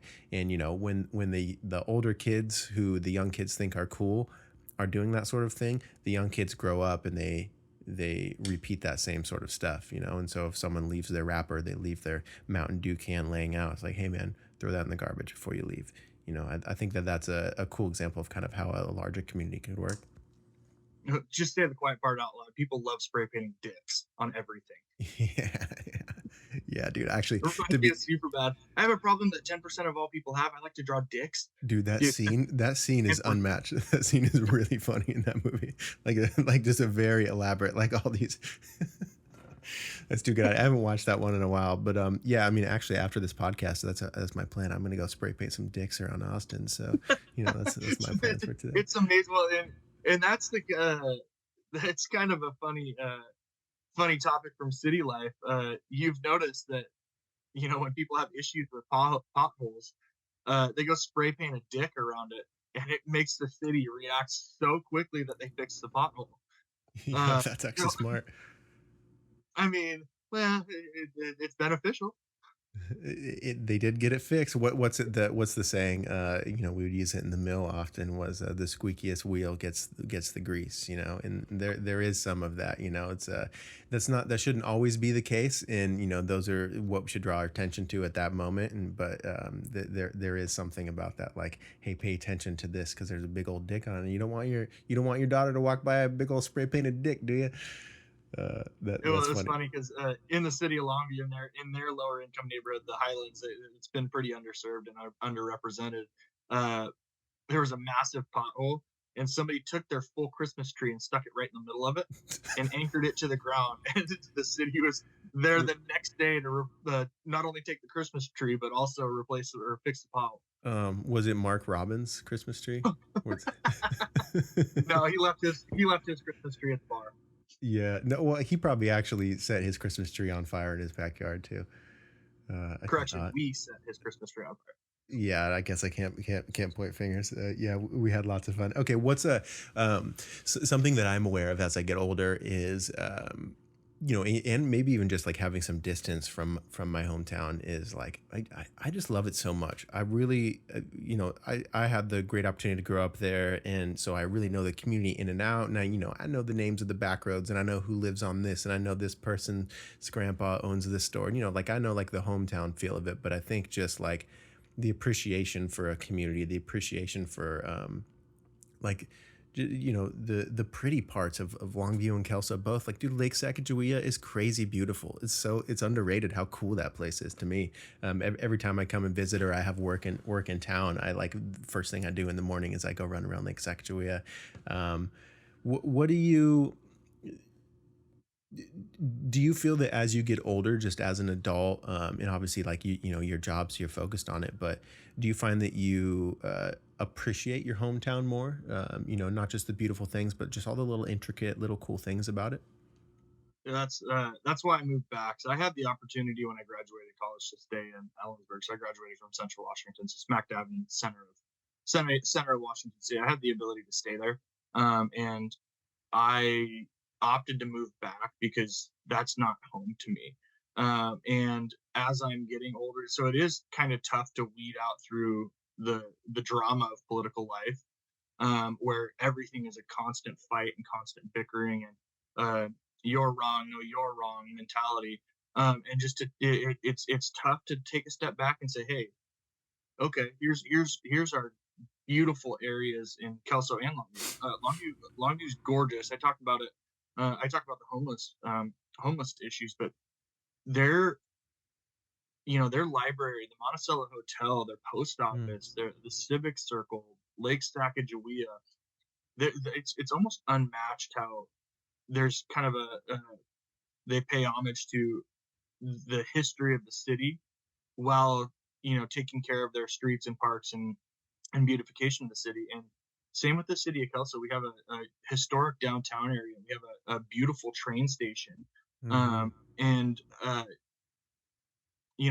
taking that step back and saying, hey, our area is unmatched with how awesome it can be and the potential that it has, and the things that we do have that are beautiful. It is a little tough to take a step back, but I'm learning. But by nature being in the public eye, I hear more of the negativity and the drama than anything. Yeah. Your job forces you to focus on like the bum fight outside the train station and not the beautiful part of the train station.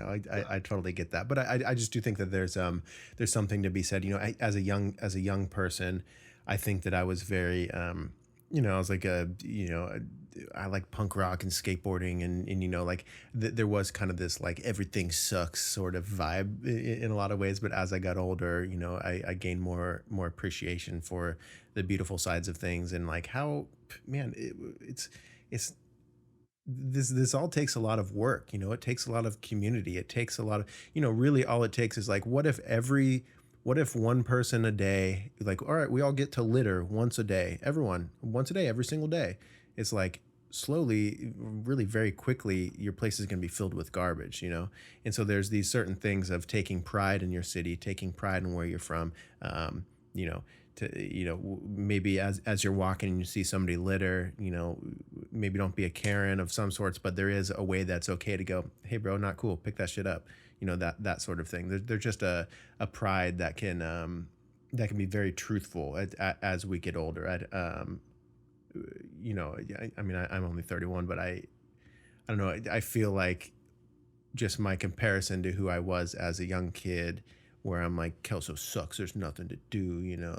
It's always raining. It's like, well, maybe the rain sucked because I had holes in my shoes or something. But overall, the rain, makes the beautiful greenery in the other seasons. So yeah, I don't know. I love pointing out the appreciation for just how awesome our place is back there. And also, like, dude, we're smack dab in the middle of like, there's big cities to either side. Without that far, we can go to the coast, we can go to the mountains, we could go to the beach. Like, you can drive a few hours south and be like, in Northern California, not very far. And I don't know, it really is a wonderful place. And there is downstream effects of taking pride in where you're from.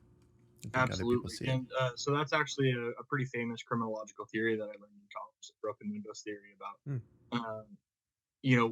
when a building has a broken window, it's going to kind of facilitate that mentality that, hey, it's okay to have other broken windows, and that's what deteriorates a full neighborhood.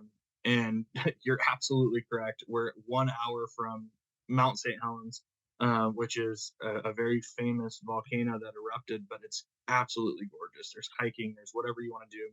We're 1 hour from the beach. We're 1 hour from Portland, which negative implications aside is a beautiful city. And we're 2.5 hours from Seattle. I mean, whatever we want to do, we have almost immediate access to go do it. And so I love that we're kind of a hub for, not only are our downtowns beautiful in Kelso and Longview, but we're a hub for being able to go and explore and do whatever we want rain aside, I don't mind it. It gets a little draining towards the end of the rainy season, but I'm pretty well acclimated to it. Yeah. Yeah, well, yeah. I mean, it's funny. I find myself as I'm explaining, I'll be showing pictures of my favorite hikes or something to people that I meet as I'm traveling, here in Austin, or I travel for work too. So I'll be telling people about these hikes or showing them pictures and stuff. And that is always the thing. They're like, "Well, doesn't it rain there all the time?" I'm like, yes, it does, and it does suck. And there is, like the seasonal depression thing is a very real thing for many people. Even from levels of vitamin D's and the ways it affects our hormones and that sort of things is very real. But there's also there is a high that I'll tell people about, like, yo, if it's 8 months of rain and stuff, once it hits summer, like everyone is in such a great mood because we've all been through it together, that summer is so fun. It's so beautiful. Everything is utilized so well. Everyone's outside every day. Yeah, there is. I mean, there's good and bad with anything, but I think that allowing the more often rainy season to define the entirety of the area is foolish. You're really missing out on some really awesome summers and springs and stuff over there. Yep, and you're right. Though, what do we do all summer now? We go sit on a boat. We go to an island, beach. We uh, have a couple of beers, just one or two though, never more, and we go have a good time. And you're right. The high that you get from the summer makes the winter all worth it. Yeah, yeah, absolutely. I've being in Austin for a few years, like I enjoy it. I like being in the city. I'm like 10 minutes from the main downtown. I'm kind of, I'm really close to everything. And I love it so much. But I think that I am learning I might be more of a small town, cold weather kind of guy. Like, I never thought you'd ever say that. no, no, yeah, I'm no, more of a small town Romeo wearing I'll tell heart. you what. I know as often as I worked at Weyerhaeuser for 5 years, and as much as I was like, this doesn't define me, and this isn't me, and I need to get out, and I'm an artist, and I like poetry and like all this stuff. It's also like, oh, that's actually a huge part of who I am. Is I also like that other stuff, and that's okay too. Like I like Romeos aren't so bad. How much fun did you have getting blasted with mud on a side by side on an old logging back road? Dude, my face are. What's so funny is yeah, yeah, no, it really my face legitimately hurt from laughing. Like that was such a wonderful time. Yeah, Keenan's referring to last time that I came home. Our good friend Mark has a side by side, and so it's four of us in there, and just cruising through the old back roads. Like, dude, you can't get that. Like, you can't do that in every city in America. That's a really specific thing that we get to have, is just mobbing through the woods, laughing with your friends. We had the music playing. We're getting stuck in the mud. It was freezing cold, but amazing. It was so fun. That was actually that was so fulfilling for me, man. I feel like that lasted for a couple weeks for me. Yeah. Oh yeah. Yeah. It's always a good time. And then the scenery when you get up there, a lot of people don't appreciate the fact that when you crest a hill, um, up on an old logging road, you look out and there's just miles and miles and acres of trees, and it's just absolutely, I mean, it's breathtaking. You can't even explain it. Pictures don't do it justice. Um, but it's such an awesome feeling to be able to just look over a valley over the tops of all these trees, and we're we're in a great area up here. Yeah, it's unmatched. I'm sure anybody who's from the area listening is in a complete agreement. Like, we don't really have to say it, but it is funny that I notice. I'll make new friends that live in Austin, or they live in places where it's more flat and less nature in their lives, and they'll literally send me videos or something from Reels or TikTok of like these beautiful places that we went to when we were kids and teenagers, and they're like, bro, could you imagine, is this even real? I'm like, oh yeah, I've been there. And they're like, what? And of course the video really sells it. It has filters and effects and good music, so it sounds extra exciting. But or even the Gorge, one of the most incredible music venues that any of I'll us be there have ever tomorrow. been. You're going tomorrow? Yeah. Wait, what Watershed. oh, Watershed is tomorrow. What a Watershed watershed moment. weekend. Oh, wow. Cool. Dude, that's so fun. Yeah, Watershed, for anybody listening, is a big country music festival. Keenan has gone many times. Keenan's, if you're wondering, Keenan's taste in music is also unmatched. Keenan and I have been friends for very long, and that's something that we've always bonded over is music. So don't be afraid to hit him up for a song selection or a playlist recommendation for sure. What's your plan for Watershed this year? Are you guys doing like gold camping, or what's and who's Yeah. playing actually? So we have Kojo, Cody Johnson, night one, and the Friday night lineup is fairly light. But then I'm most excited to see Cody Johnson on Friday night. But then there's Keith Urban, Luke Bryan, Cameron Marlowe,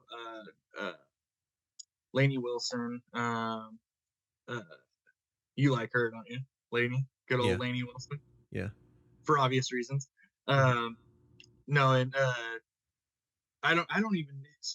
I've gone so many times that I've seen most of the artists, and I don't even follow the lineups anymore because it's just a weekend to decompress and get away. Other than last year where it was 110 degrees and I felt like I was melting all weekend. that's tough. And no shade. Yeah, but we camp in Premiere. It's just myself and my girlfriend going this year, but we're meeting up with. So I think 7 years ago we ended up camping next to a group of Canadians, and they brought like 30 people. They had multiple campsites. They brought 100-foot slip and slides, about 8 pools, and we camped next to them. And they adopted me for the second time in my life. I was adopted. And so we've been friends ever since, and we meet up, and they still bring the slip and slides. I think there's 12 of them going this year. The same continuance of friends that I've met from a music festival 7 years ago that we're still friends with today. And I've been up to Canada once, but went up and met up with them and hung out with them in the off season outside of Watershed. But man, the lifelong friendships that you make from music festivals in any genre of music, it's remarkable. Yeah, no, it absolutely is. I also grew up going to music festivals and stuff. I've never been to Watershed. It's always been one we've talked about. I'm like, I would love to go. I don't listen to a ton of country, but I like a lot of country. I mean, just with music in general, I like more than I dislike with pretty much anything, unless it's "Yeah" by Usher. I hate that song still. Yeah, dude, The you really Choctaw do. Slide. Yeah, dude, yeah, Cupid Shuffle, all of it. It's Yeah. terrible. Get better taste in music, people. Listen to a new song. Yeah, dude, the friendships and just like the openness to new people. I mean, at a music festival, it's this it's this thing that you wouldn't do anywhere else. Like you're all there for the same reason. You all have already you have something in common with these people. Like, hey, we all like music, or we're all for the most part, we're here to have a good time this weekend. And so it just drops these boundaries, and you create, again, to reuse the word communities, you create little communities around you of people who are enjoyable, people who enjoy the same things as you. And so, yeah, there's a lot of openness. There's a lot of connection that I've had at music festivals that, I've spent a lot of time in like the electronic music festival world, and so there is this plur, peace, love, unity, respect. And I know it's like silly and it has this like dorky thing, but it really is. There is music festivals and shows where when that's alive, you can really feel it, and it is this accepting thing. But even metal shows, dude, like there is something you'll hear the person on the stage say, hey, when someone gets knocked down, what do we do? And everybody goes, pick them the fuck up. Like at festivals, it's a good example of togetherness, and I really like that. And so it's cool to see that they're still doing shows there. And that, because we recently had, there was a shooting at the Gorge a few months back at an electronic music festival. And I would just hate for, one bad actor who's bringing a weapon into this thing to paint or alter the future of the beautiful nature of music festivals and stuff. So Yeah, if people don't know what the Gorge is, I would highly recommend you not only Google it, but do your best to attend a show there. I know it's near Quincy, Washington, which nobody in their life has heard of, or George Washington. It is out in the middle of nowhere, but overlooks. So the venue, when you're standing on the top of the hill, so it's an amphitheater with a very steep grass hill. When you're standing at the very top and you overlook the Columbia River Gorge and the bend in the river, just over the stage, it's phenomenal. I remember the first time I saw it was actually for a Christian music festival where I was working security. Um, I walked up over the hill and I crested the hill, and it took my breath away. It was amazing. Mm-hmm. No, yeah. I mean, you've quite literally once you see it, you realize, oh, I've quite literally never seen anything like this. I mean, just the fact that the stage is right on the edge of that giant canyon, it gives it this crazy depth, and I mean, a sunset there is wild. And they usually do really well of timing whoever's playing on that sunset slot to be a good fit for it. It seems like everyone is pretty aware of that, so. Yeah. That'll be super fun, man. I hope you guys have a really good time. And I've noticed artists they perform better when the environment is at the gorge versus a stadium tour, and so it's I mean you'll see the best. So I've seen Tim McGraw play. I've probably seen him 5 or 6 times live. One of my hobbies is going to concerts in general, and not just country concerts. But when I saw him at the Gorge, probably my most memorable time at the Gorge was the sun was going down. He sat on the edge of the stage in his T-shirt that said, they call us shedders when you go to Watershed. He wore his T-shirt that said Shedder, and he sang "Live Like You're Dying." And actually, he didn't sing it. Towards the end of the song, the whole crowd sang it right as the sun was going down. It's probably my most memorable moment with him just sitting. I mean, he had tears in his eyes just from the experience. It was amazing. Dude, I'm getting chills just for you talking about it because I just know how those moments go. They really are. They're just transcendental in a way. They really are magical. Dude, have you heard of the? I don't think that I texted it to you. Maybe I did. Have you heard of the Caverns in Tennessee? Heard of the music venue? I have not. Oh my gosh. Okay, so after this, you got to look it up. But it's basically an underground concert venue. Like it's a cave.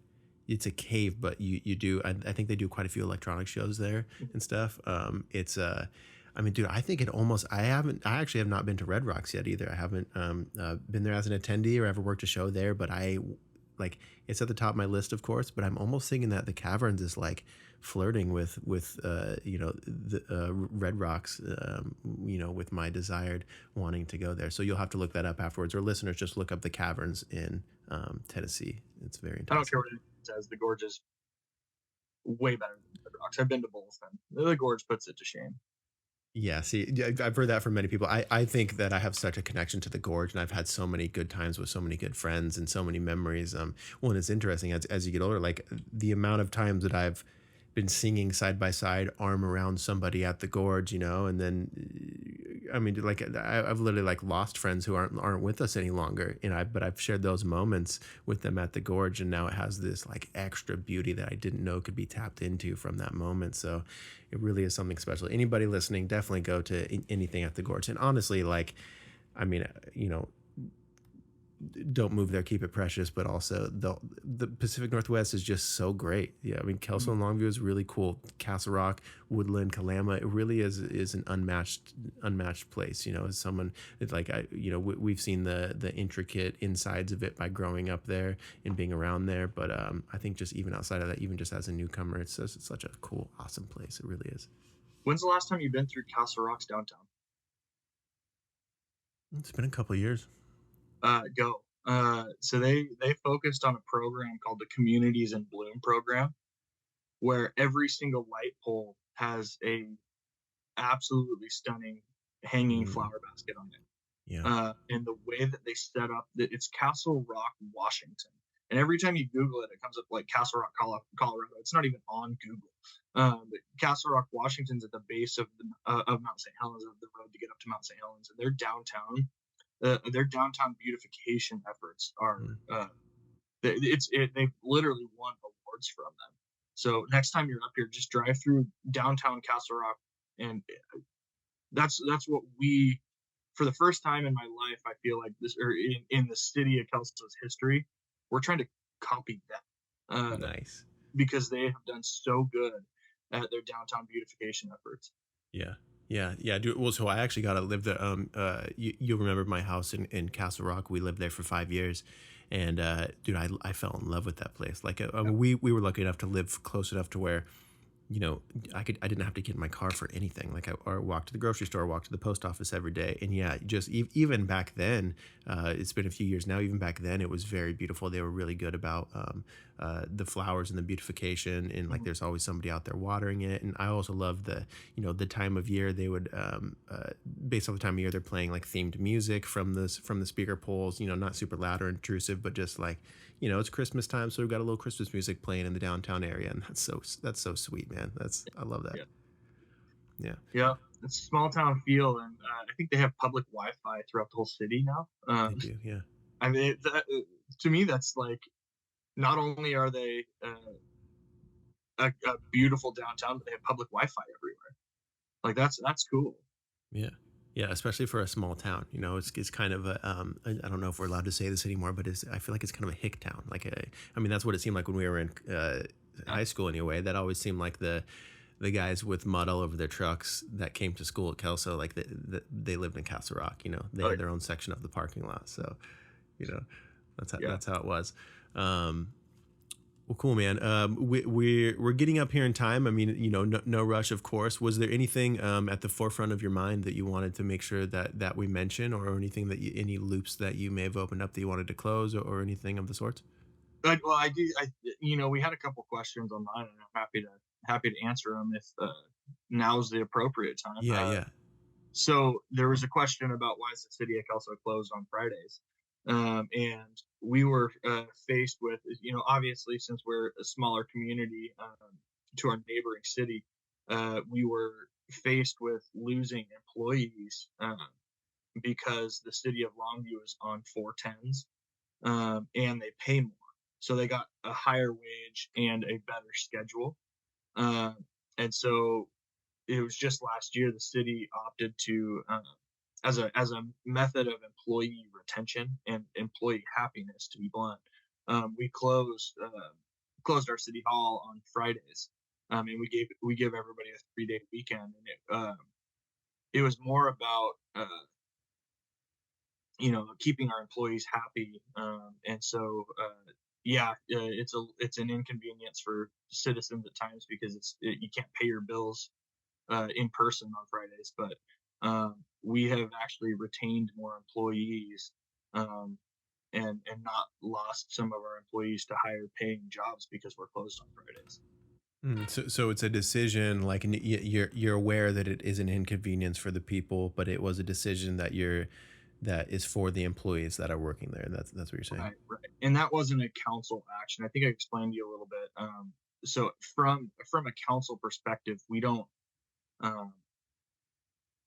we're more legislative, and we're more,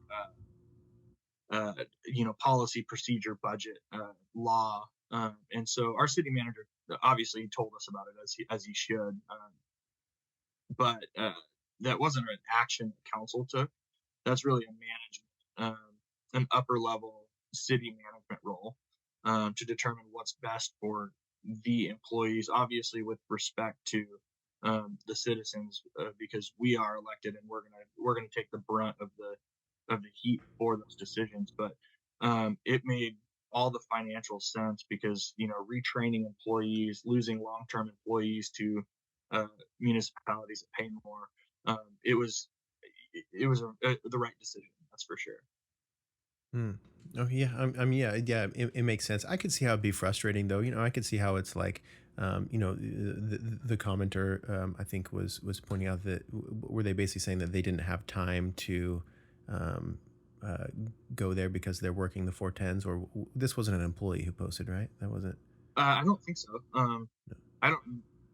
He might be. I don't know all of the employees at the city of Kelso, but so before our city manager takes any actions like that, he has to clear it with all the unions, all the union reps, make sure it follows all proper procedure, make sure the majority of people agree, and then he takes that action. So I don't believe this was an action that he took willy-nilly or as a rash decision. I think it was well thought out, and it's actually saved, from the city standpoint, it's saved us some money having those doors locked on Fridays, and we're not running as much power. So our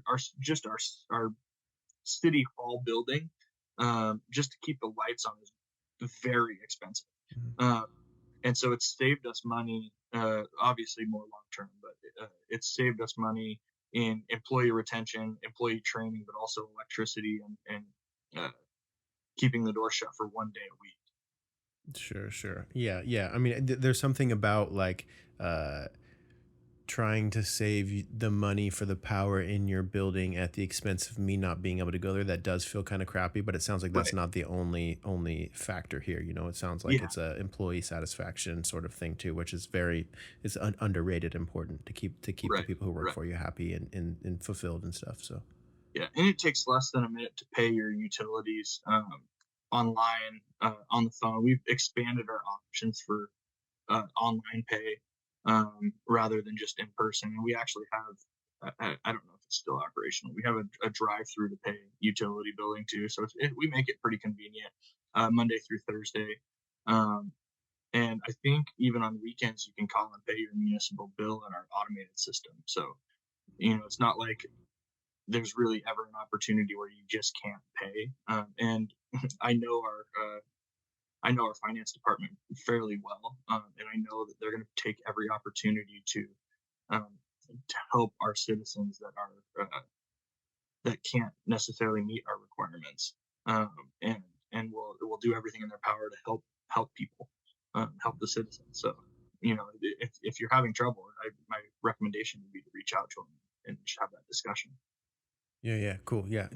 I like that. Yeah. So there are some, some downfalls, but it sounds like the resources are still there for them to do what they need to do. There was also somewhere around that same conversation, there was a comment about the defend our ranks sort of position. Like, Oh yeah. if it feels as I would like you to elaborate a little bit on that, just because I could see how that would feel frustrating if you're if there's not an open discussion, or maybe they're not in the right place at the right time sort of thing of, hey, I have this problem, but it feels like the people who are listening on the council might be like trying to like shut you down and defending one another and that sort of thing. And we want solutions, right? We have a problem, let's solve it together. And if this commenter felt that they couldn't get through in a sense. So could you elaborate on that?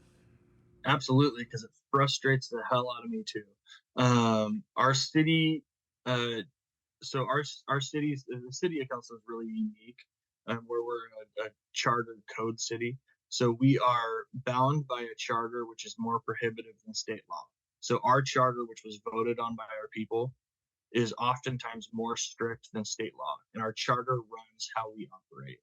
Um, because we're a charter code city, with what we call a weak mayor. So not that he's physically weak, but he has no other power than other members of council. He's not elected as mayor. He's appointed by council as mayor, and it's basically to run the meetings.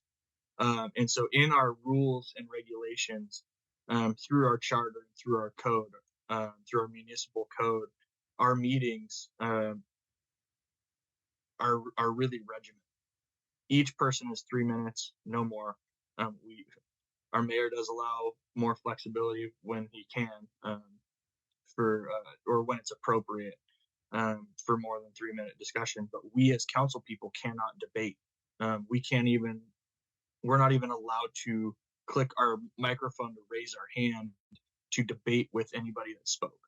So our meetings, um, which follow the Open Public Meetings Act, but also Robert's Rules of Order per our charter, uh, will not allow even a council member to speak more than twice on a single issue. So we have to come very prepared to our meeting, and so that's why we have other forms of communication that are uh, made for different dialogue. So we have workshops the second Tuesday of every, or second meeting of every month. So the third Tuesday of every month, we have a workshop, and that's really what the public forum, for communication with, and debate and talk to council members. That's what that meeting is for, because we're not. It's a workshop, so we're not bound by the Open Public Meetings Act, and we're not prohibited by our charter. And quite literally, nobody shows up to that meeting. So we have people that will show up at 6 o'clock for a regular scheduled meeting where you can't debate, but they won't show up to our meeting just prior where you can debate. But I'm also, I give out my cell phone number to anybody. I'm You're a brave man. I know, right? And well, that's where the Hurricane Harvey comment came from, because a constituent called and quite literally chewed me out and told me I was an effing piece of shit and blah blah blah blah. I think he called me like a fat whatever, ugly whatever.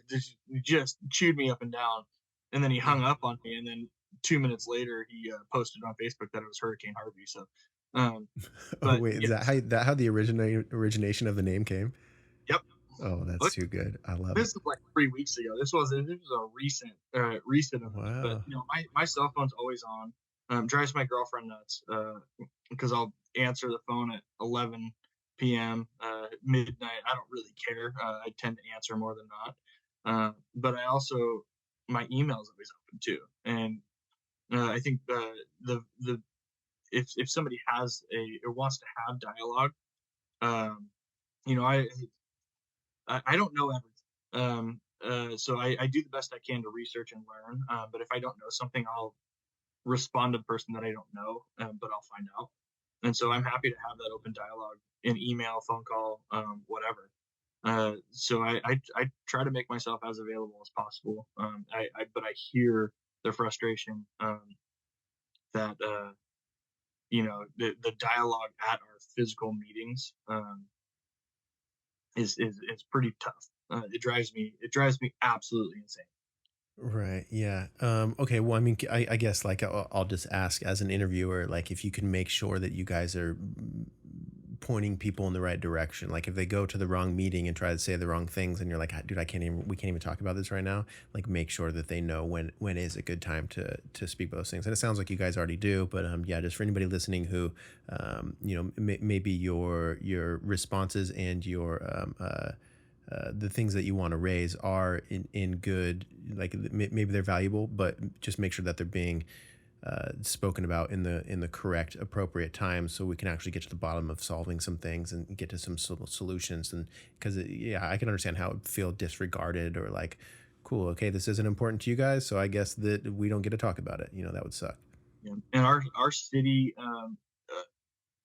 municipalities in general can do a better job of transparency. It's been something I've tried to push along the finish line since I've been elected. How do we get that message out there? Like, hey, we're having a workshop today. Let's put it on TikTok. Hey, we're having a workshop today. Kids show up, and how do we spread that message better? Because we can't. So our mayor will key up his microphone after a constituent comment and say, hey, I recommend that you speak to the city manager right after, or we just had a workshop on this. Please watch back they're not even recorded anymore, which drives me nuts as well. But here's who to talk to get the information they need. So he does have that ability, and he'll key up and he'll point people in the right direction. But it's uber frustrating. Yeah. Yeah, I can see that. But I mean, dude, I think it's cool that you're willing to listen. You're not ignoring. I mean, it's insane that you provide your number just publicly for people to call. I think you're crazy for that. But I also think that it's, you've never been afraid of conflict. You've never been afraid of having a conversation that you don't know the answers to. And I really like that and respect that about you, man. Like, I think that humanizing yourself is so okay, especially as like someone who's on a council of like, dude, you're not just, sometimes I see it where someone, if say I'm in a role where I'm in a leadership role, or I'm a supervisor, or I'm a manager or something, and I'm wearing a collared shirt, it's like immediately they're trying to talk to me as someone with a collared shirt, rather than like, hey, chill, man. Like ignore the collar right now. It's not an authority thing. I'm a person who has a job, and I'm trying to do the best. Like really let's talk here to here.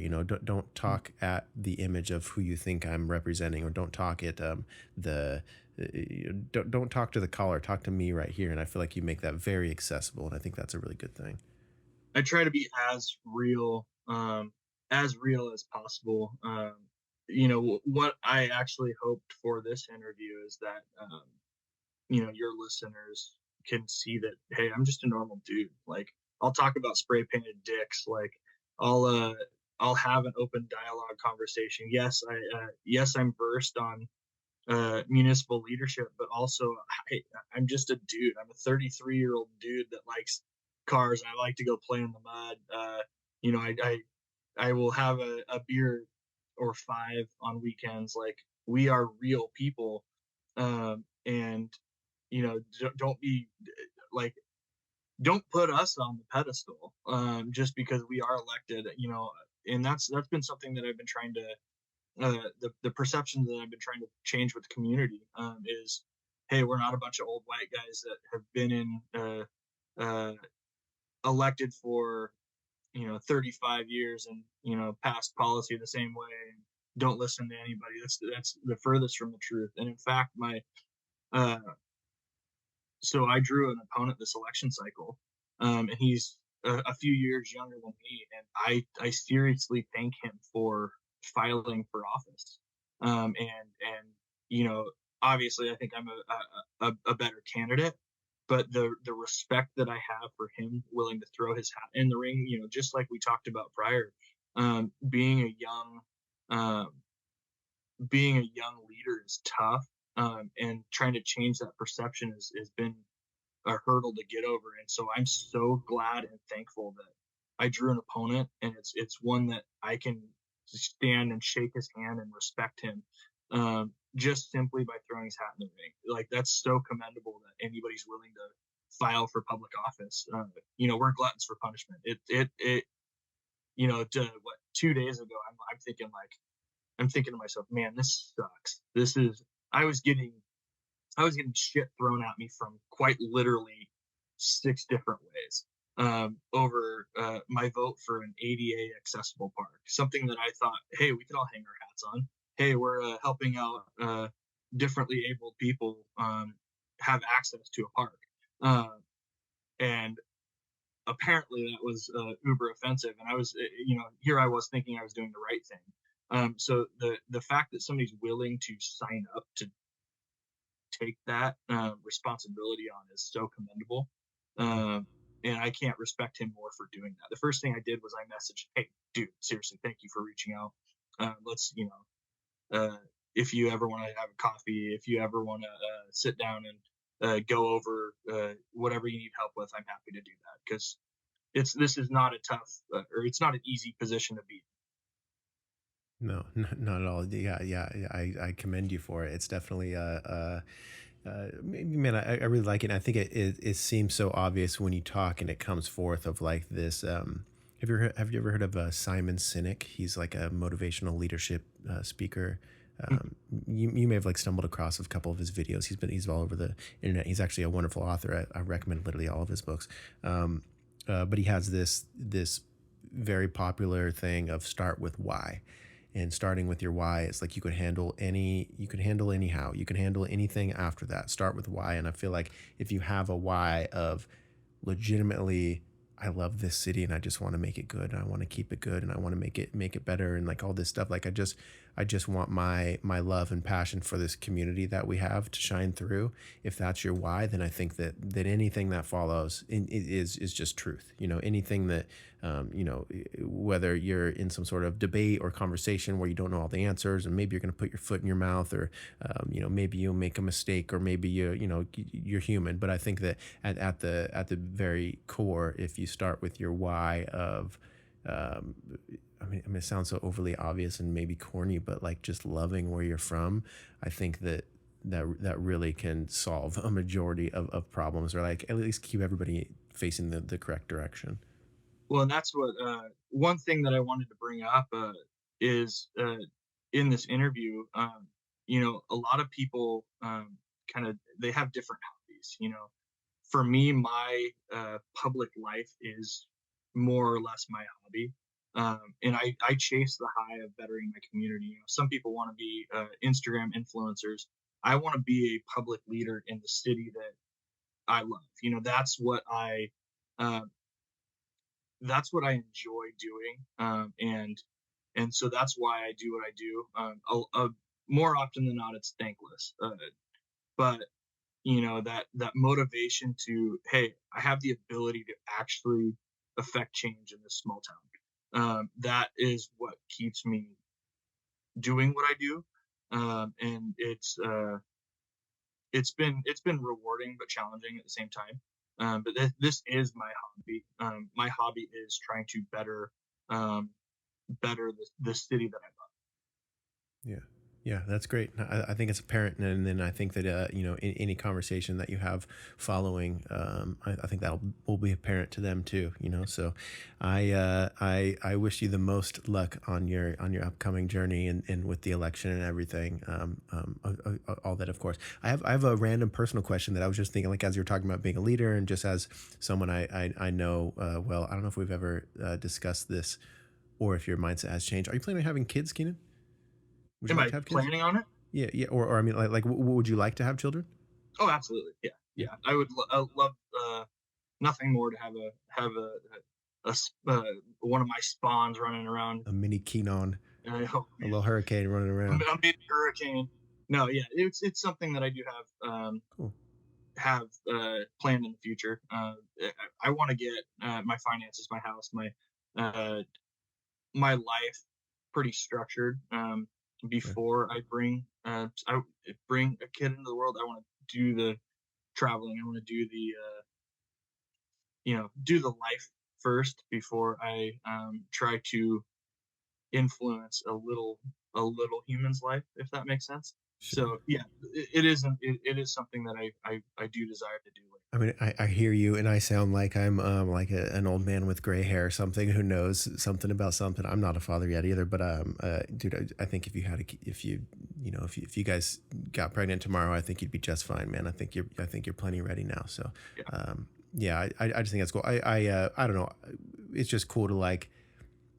I think I spent many years never wanting to be a kid, and I would also come from the world of and it's weird. It's actually like it's really almost a selfish position that I realize now of like, I'm not bringing a kid into this world. This world is messed up, and that's stupid, dude. That's dumb. That's some corny shit. That's I don't agree with that now. Like I definitely you know, I don't know. I'm the same boat. As much as I didn't want to when I was younger, I'm definitely like, oh yeah, I would love to have some kids, and you know what? I think that I am worthy of raising a kid who you know could be a good person and blah blah blah. You know that sort of thing. So. Did my girlfriend text you and ask you to ask that? Yeah, she's on FaceTime right now on the she's going, yes. No, that's funny. I always love to bring that up. You know, it's cool knowing people for so long and just seeing how we all change and we grow and in our opinions of these sorts of things just expand. And you're smirking like you're like, I haven't matured a bit. That's what you're smirking. Show me. Mentally, no. But, I texted you last night. I'm like, hey, mention that I went to fat camp. So, yeah. Now that I'm running this election cycle, I'm like 150 pounds lighter than I was last election cycle. So I have changed. Yeah. You've lost literally a whole person. You know, I actually have fat camp written down on my notes. When did you go to fat camp? 2 years ago. No, yeah. And it was kind of funny. I flew to Mexico and had weight loss surgery, and I joke about it being fat camp, but it was quite literally one of the most impactful things that I've done. Why? So I didn't realize how unhappy I was. So you know, when I first had the weight loss surgery, I was like, oh, you know, I'm just doing this because I'm tired of people talking shit about my weight, whatever. But now it's like my energy levels, my happiness has increased tenfold, and it's like, oh, okay, now I see why people were pushing me in the past, and so I think you probably have noticed a change in my personality, my happiness now than from back then too. You know, most people that listen to your podcast probably don't know, but you and I had disagreements in the past that we obviously would work through at this point. But a lot of that stemmed from my unhappiness. So it was a as well as the mine. most impactful, the most impactful thing that I've done. And some people call me crazy because I didn't even really tell anybody. I just kind of flew to Mexico and had them remove 80% of my stomach. Yeah, it's not just Flew some people back. call you crazy. That's crazy. That's Yeah, literally well, crazy. you want to talk about impulsivity? Yeah. Just Yeah, you need some mindfulness, bro. Yeah, no. no. That's cool though. Looking back at pictures from 4 years ago when I was campaigning to Yeah. now, I'm dude. I looked like dude. I looked like Shamu's cousin back then, man. I was large. Yeah. Well, and I mean, you can definitely vouch for it. Like you just said, it's like you don't feel like yourself. I mean, you said energy levels, but I think that's like an underrated, that's like almost a casual way of explaining, like, you don't, there's a level of you yourself, like the expression of who you are, that is being completely like bogged down by, just being miserable, and like just your body making you feel sick. Like when you don't feel, when your body doesn't feel good, your mind doesn't think nearly as clear, and you Yeah. have the stark contrast of the before and after to know, like, oh wow, I really feel a lot better than I did, and I didn't even. I mean, it's the same thing. We as humans have a fantastic ability to get used to what's going on, to find comfort or find identity in whatever it is that we are going through, and so of course we're going to want to protect that from drastic change, and it's just we could show up as better versions of ourselves when we're not carrying around so much extra weight mentally or physically. Yeah. Well, and quite literally, I feel fast as fuck now, man. I could Oh, run, dude, Lightning dude, McQueen. so quick on my feet. Do you think you So could beat I me in a foot actually race? had what's that? Do you think you could beat me in a foot race? Oh, I don't know. I could try. All right, next time I Uh, come home, dude, it's on. well, people don't understand that joke, but uh, instead of beefing at the bar with people and getting in a physical altercation, we just tell them to go, hey, let's go foot race in the center of the road. And so Yep. numerous times we would clear out a full establishment to watch two grown men foot race Hmm. down the center of the street. This is a life hack for anybody listening. If you want to like take a little bit of the good juice from a small community, something that you could do is I will say we've also been in plenty of fist fights when we were young too. Like we've Not definitely me. like just way too many. But I will say that is a superpower of I would love to proliferate that around the world. Of like next time you have a beef with someone, it could be very real, and you're about to kick each other's ass. Shake your hand, or go outside, challenge each other to a foot race.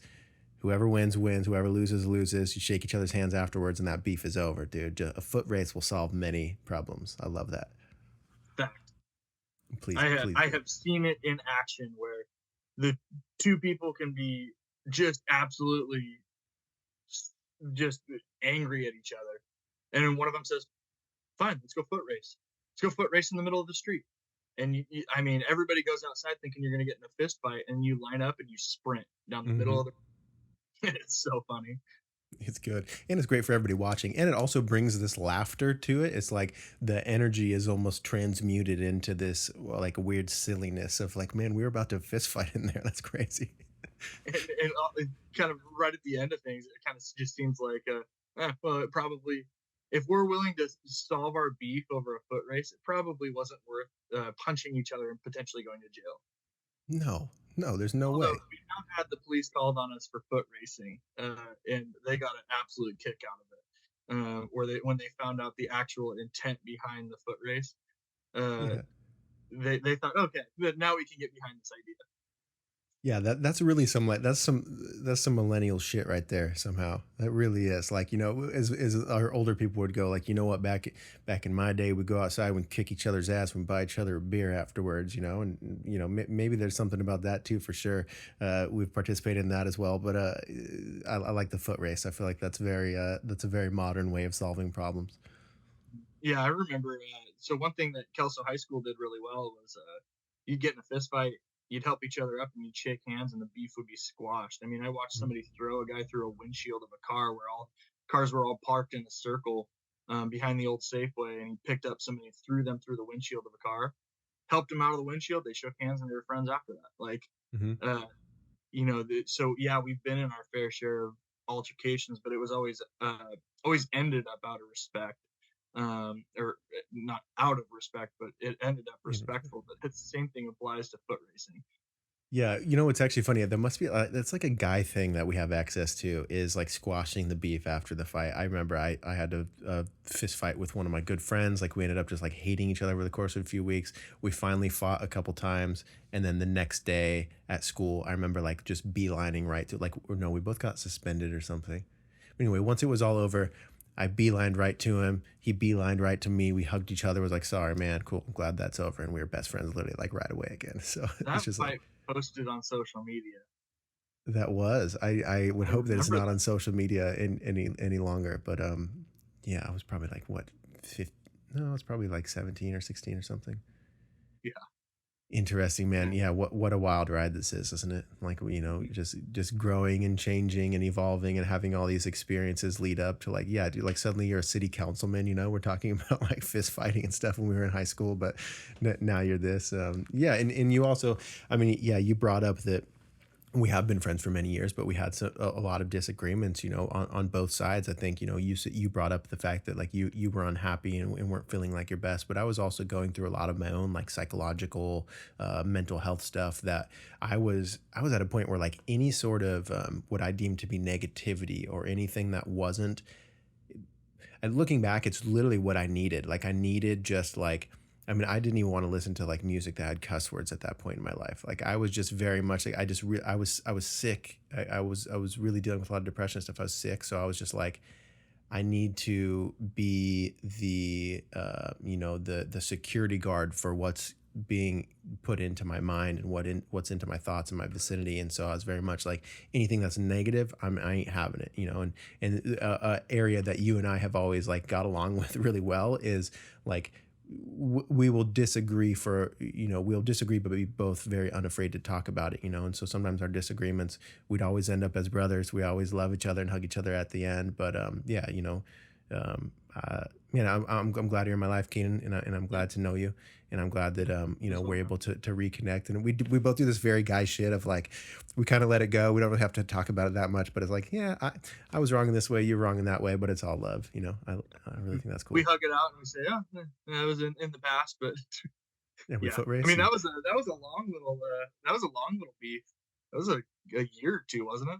oh yeah, definitely. I mean, but you weren't the only one. Like I mean, I went buck wild with some scissors, and I was like, anybody who is bringing negativity to my life or things that aren't helping my mental health positively, I ain't having you around. And so I was just like a bit extreme with my views, but I will say it's what I needed, and so I'm glad to have I'm glad to have rekindling and glad to have good friends still on the other side of all of that.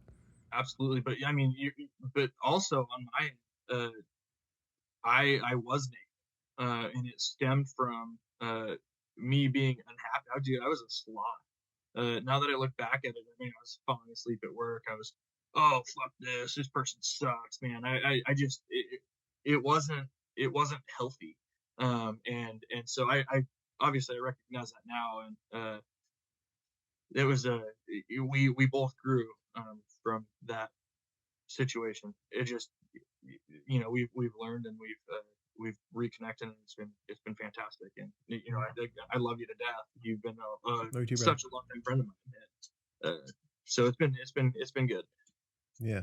Yeah, I mean that's kind of how it goes. I think we've all got to if anybody's still listening up to this point of like we're all growing, we're all expanding. It's something to take away from that as we're all, again, to bring up Ram Dass's spiritual teacher that I listen to. He says we're all just walking each other home, and just we're giving each other grace, and we're all just growing and expanding and becoming new versions of ourselves, and it's all okay, and you don't have to be afraid of it. You don't have to like try to keep it off social media because you have this image to protect. I think that's what we don't like. We don't like the like, hey man, we know you're lying, but you think you have to keep lying, but we actually just want you to tell the truth and talk about it, and it's okay that you're human. You don't have to pretend to be this whole thing. It's stop all the bullshit. Let's just be real. That's what we all want.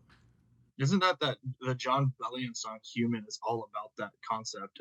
And it's we have close friends currently that do that. They try to sweep everything under the rug instead of just having the conversation about it and act like everything is okay. And nobody faults them for making mistakes, making errors, and that's how you learn and grow. And as cliche as that sounds, I mean, burying those issues and acting like, oh, I don't have an issue, everything's okay. That doesn't facilitate a mentality change. So that's why I'm so glad you advocate for being open and honest about our own struggles. And we are, I mean, we are all human. We all make mistakes. I'd like to think that I'm perfect, but definitely far from. Yeah. No, allow yourself to be totally human. I think when you deny those sorts of things, they come up in other ways. There's this um, Swiss psychologist Carl Jung who talks about the collective unconscious and the shadow self of us, and the parts within us that we deny, they come up in other ways, which is called our shadow. Like they come up and we're chill, and then suddenly we react and we yell at someone, and then that hurts to look at, and so we back up even more, or they come up in our addictions, or they only come up anytime that we're drunk or we're doing drugs or something. And it's just a real part of being human is the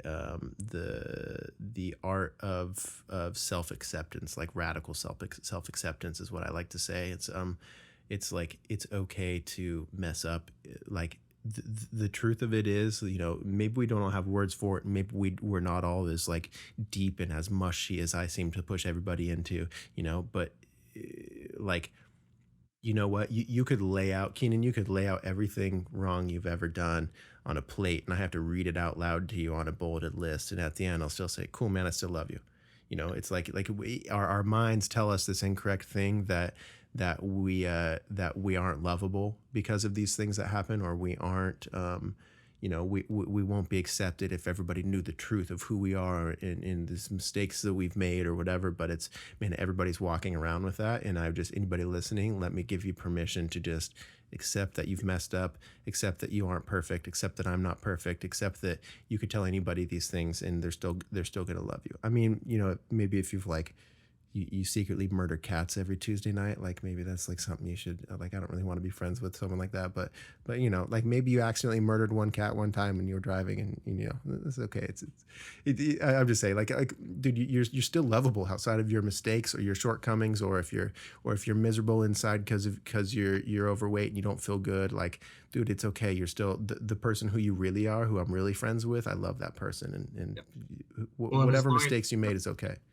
Yeah, as long as you've known me, I mean, I am very thick-skinned, but also very bullheaded and not an emotional type of person. And for me to recognize and to even for me to say that, I was unhappy at the time, like that, it's a pretty big step for somebody like me.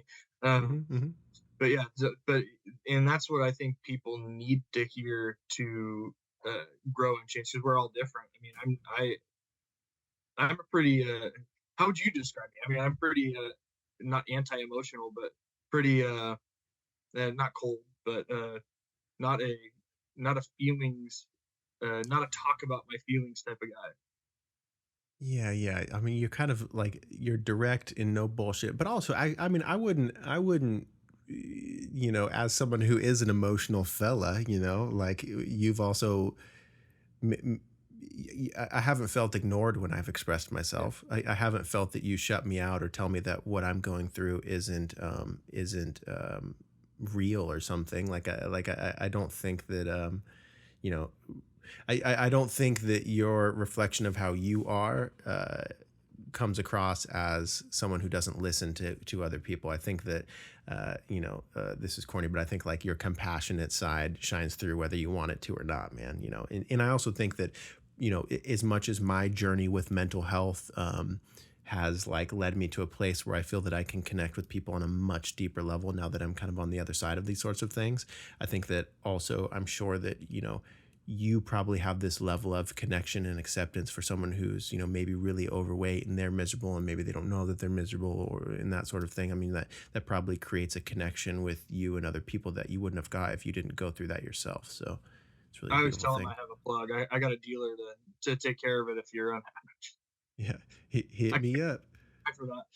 Is there any long-term effects? Like, is there any long-term things that you need to be worried about with the surgery that you went through? Is there any, like, I mean, I know, No, I know you feel great and everything, but like, yes, I mean, how credible is the body, dude? That's so crazy. yeah, not at this point. No. When you're just right post-op, you do have to worry them not suturing your stomach up. But I'm all healed now. Lasting effects. I mean, the only lasting effect is really you can gain all your weight back because your body is fighting the change in nutritional value. So you can gain your weight back pretty easily. And I fluctuate quite a bit on a day-to-day basis, but I have had some weight gain and try to put myself in check. The mental part is the lasting effects. Reverting back to, I mean, I do attribute. So my biggest issue with my weight was overeating. Just I always I'm a foodie by nature, and I eat. It wasn't so much the types of food. I wasn't hey, I'm going to eat 75 McDonald's hamburgers every single week.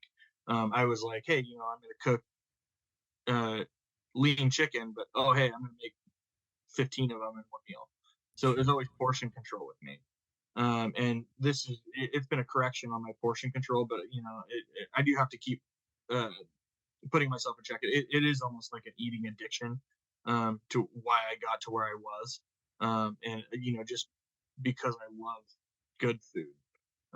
So that's been the correction between what I could eat at the time and what I can eat now has been the biggest hurdle. Right. Yeah. I mean, I think awareness is key too, of noting like, oh man, I'm eating so much that I don't feel good about myself. Oh, I'm eating so much that I'm like, it's just the act of getting back on track when you bring awareness to it. It's again, we all have our crap, we all have our addictions, we all have our things that are hard for us specifically. Like it's really, everybody's got something. Everybody's got their vices, whatever it is, and it's just kind of the act of not giving into it fully, letting yourself live who you are, where you are, but bringing yourself back to it.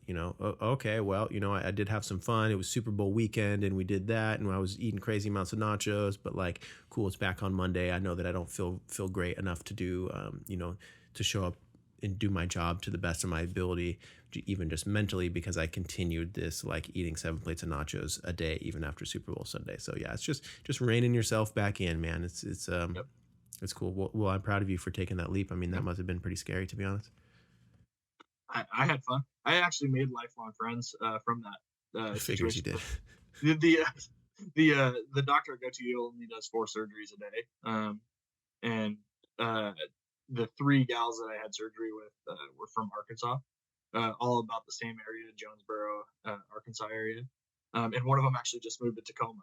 She got a new boyfriend, moved to Tacoma. So we're lifelong friends. We talk back and forth. We haven't seen each other since we had surgery, but it's kind of that subculture, that camaraderie, where you understand that subculture that we've all gone through something, and so now we're by nature friends.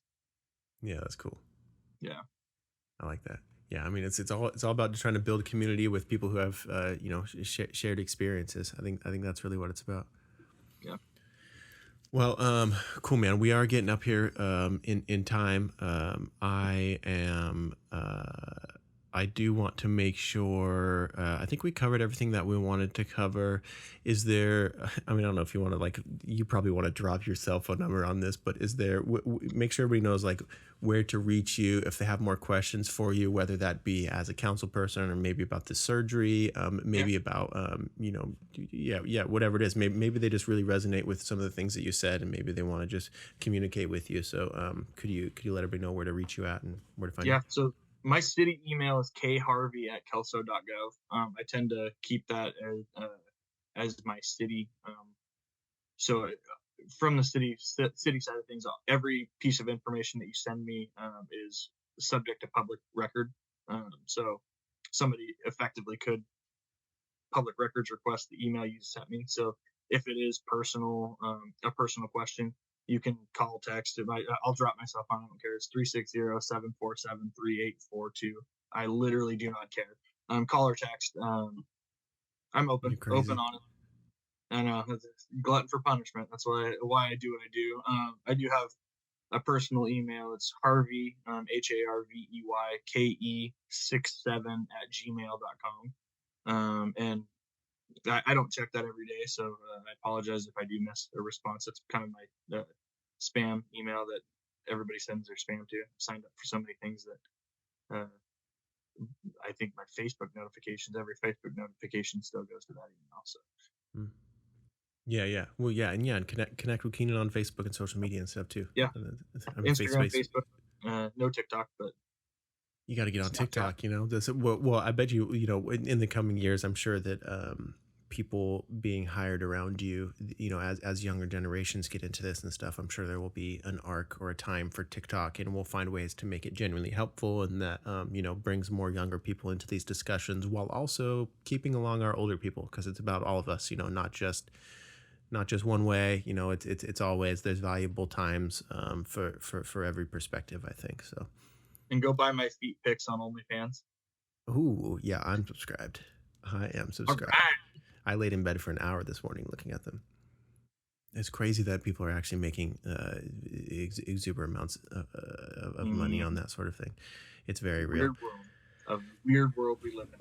Yeah. Okay. Cool, man. Well, let's end with like one more question. Let's go with what's something over the next, so think forward into your life over the next 5 to 10 years. What's something that you want to remind yourself of? What's something that you want to keep at the forefront of your mind, like from an internal perspective, maybe, or just whatever pops in mind. So looking forward into your future, what's something that you want to like give yourself a continuous message about? Anything come up? That's tough. I'd say hanging my hat on things that I have achieved that I'm proud of. So I was just awarded the Community Leader of the Year for the Kelso Longview Chamber of Commerce, and continuing, and that's because I put in the work to earn that. But continuing projects and things that I can hang my hat on that I'm proud of. Keeping those in the forefront, because that's really why I do what I do. And although I wasn't the driving force behind the ADA accessible park, and in fact, it took me some buy-in to really accept that it is necessary from the council member that was proposing it and took the lead on it. But projects like that are, I think, things that I can hang my hat on and be proud of, and keeping those in the forefront of my mind, because those are really why I do what I do, and the impactful change that projects like that can have on a community, even if it is as simple as completing a streetlight project where all of our streetlights are changed to LED to aid in that crime reduction. Projects like that I can really hang my hat on and say, hey, I'm proud that I voted the way I did. Keeping those in the forefront of my mind is going to be that's going to be important for my growth in the future. Yeah, I like that, and I think it's helpful for us to like take a step back and sometimes just thank ourselves in a way. I'm like, hey, I am proud I actually accomplished that thing, because before long we might get to the end of our life and realize that we did actually accomplish a lot of the things that we wanted to, but we never really slowed down and kind of pat ourselves on the back, and like cool, like in some ways we never really arrive, but in a lot of ways I think we accomplish a lot of the stuff that we set out to do. It doesn't always look exactly how we wanted it to, but it is helpful to take a step and go, cool, I'm proud of myself, and then it's right back to work a lot of times, but to take a second at least. It never ends, that's for sure. Yeah. Cool, man. Well, I commend you for opening up. I appreciate you coming on to the podcast. I always appreciate our discussions.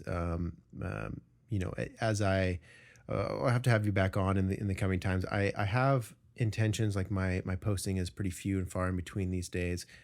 Once my work life gets a little more stable, I have some things in the works, but I would like to go back to, I would like to be posting at least once a week on the podcast. So we'll definitely get you on in the next, in the coming time. So. Absolutely. I'm happy to talk from any perspective. I know it doesn't sound as attractive, but the risk management and insurance side of things, or my previous life as parole probation, I got stories for days. So yeah, I appreciate you having me on. It was fun. A good conversation as always, but I really appreciate the opportunity. Yeah, excellent. Cool. All right, listeners, you know where to find him. Love yourselves. Keenan, have so much fun at Watershed tomorrow, man. Drink, start drinking your water and stuff now. Like you need to do some water enemas, some Gatorade enemas, some coffee enemas. You need to be putting water in all holes that are available. Liquid IVs. You can just drink some liquid IVs too. Or regular IVs.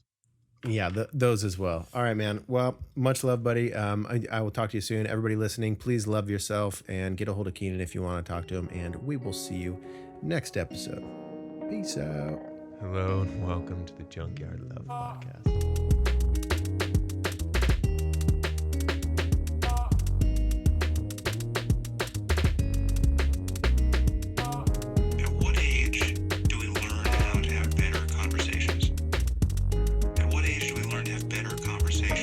With ourselves.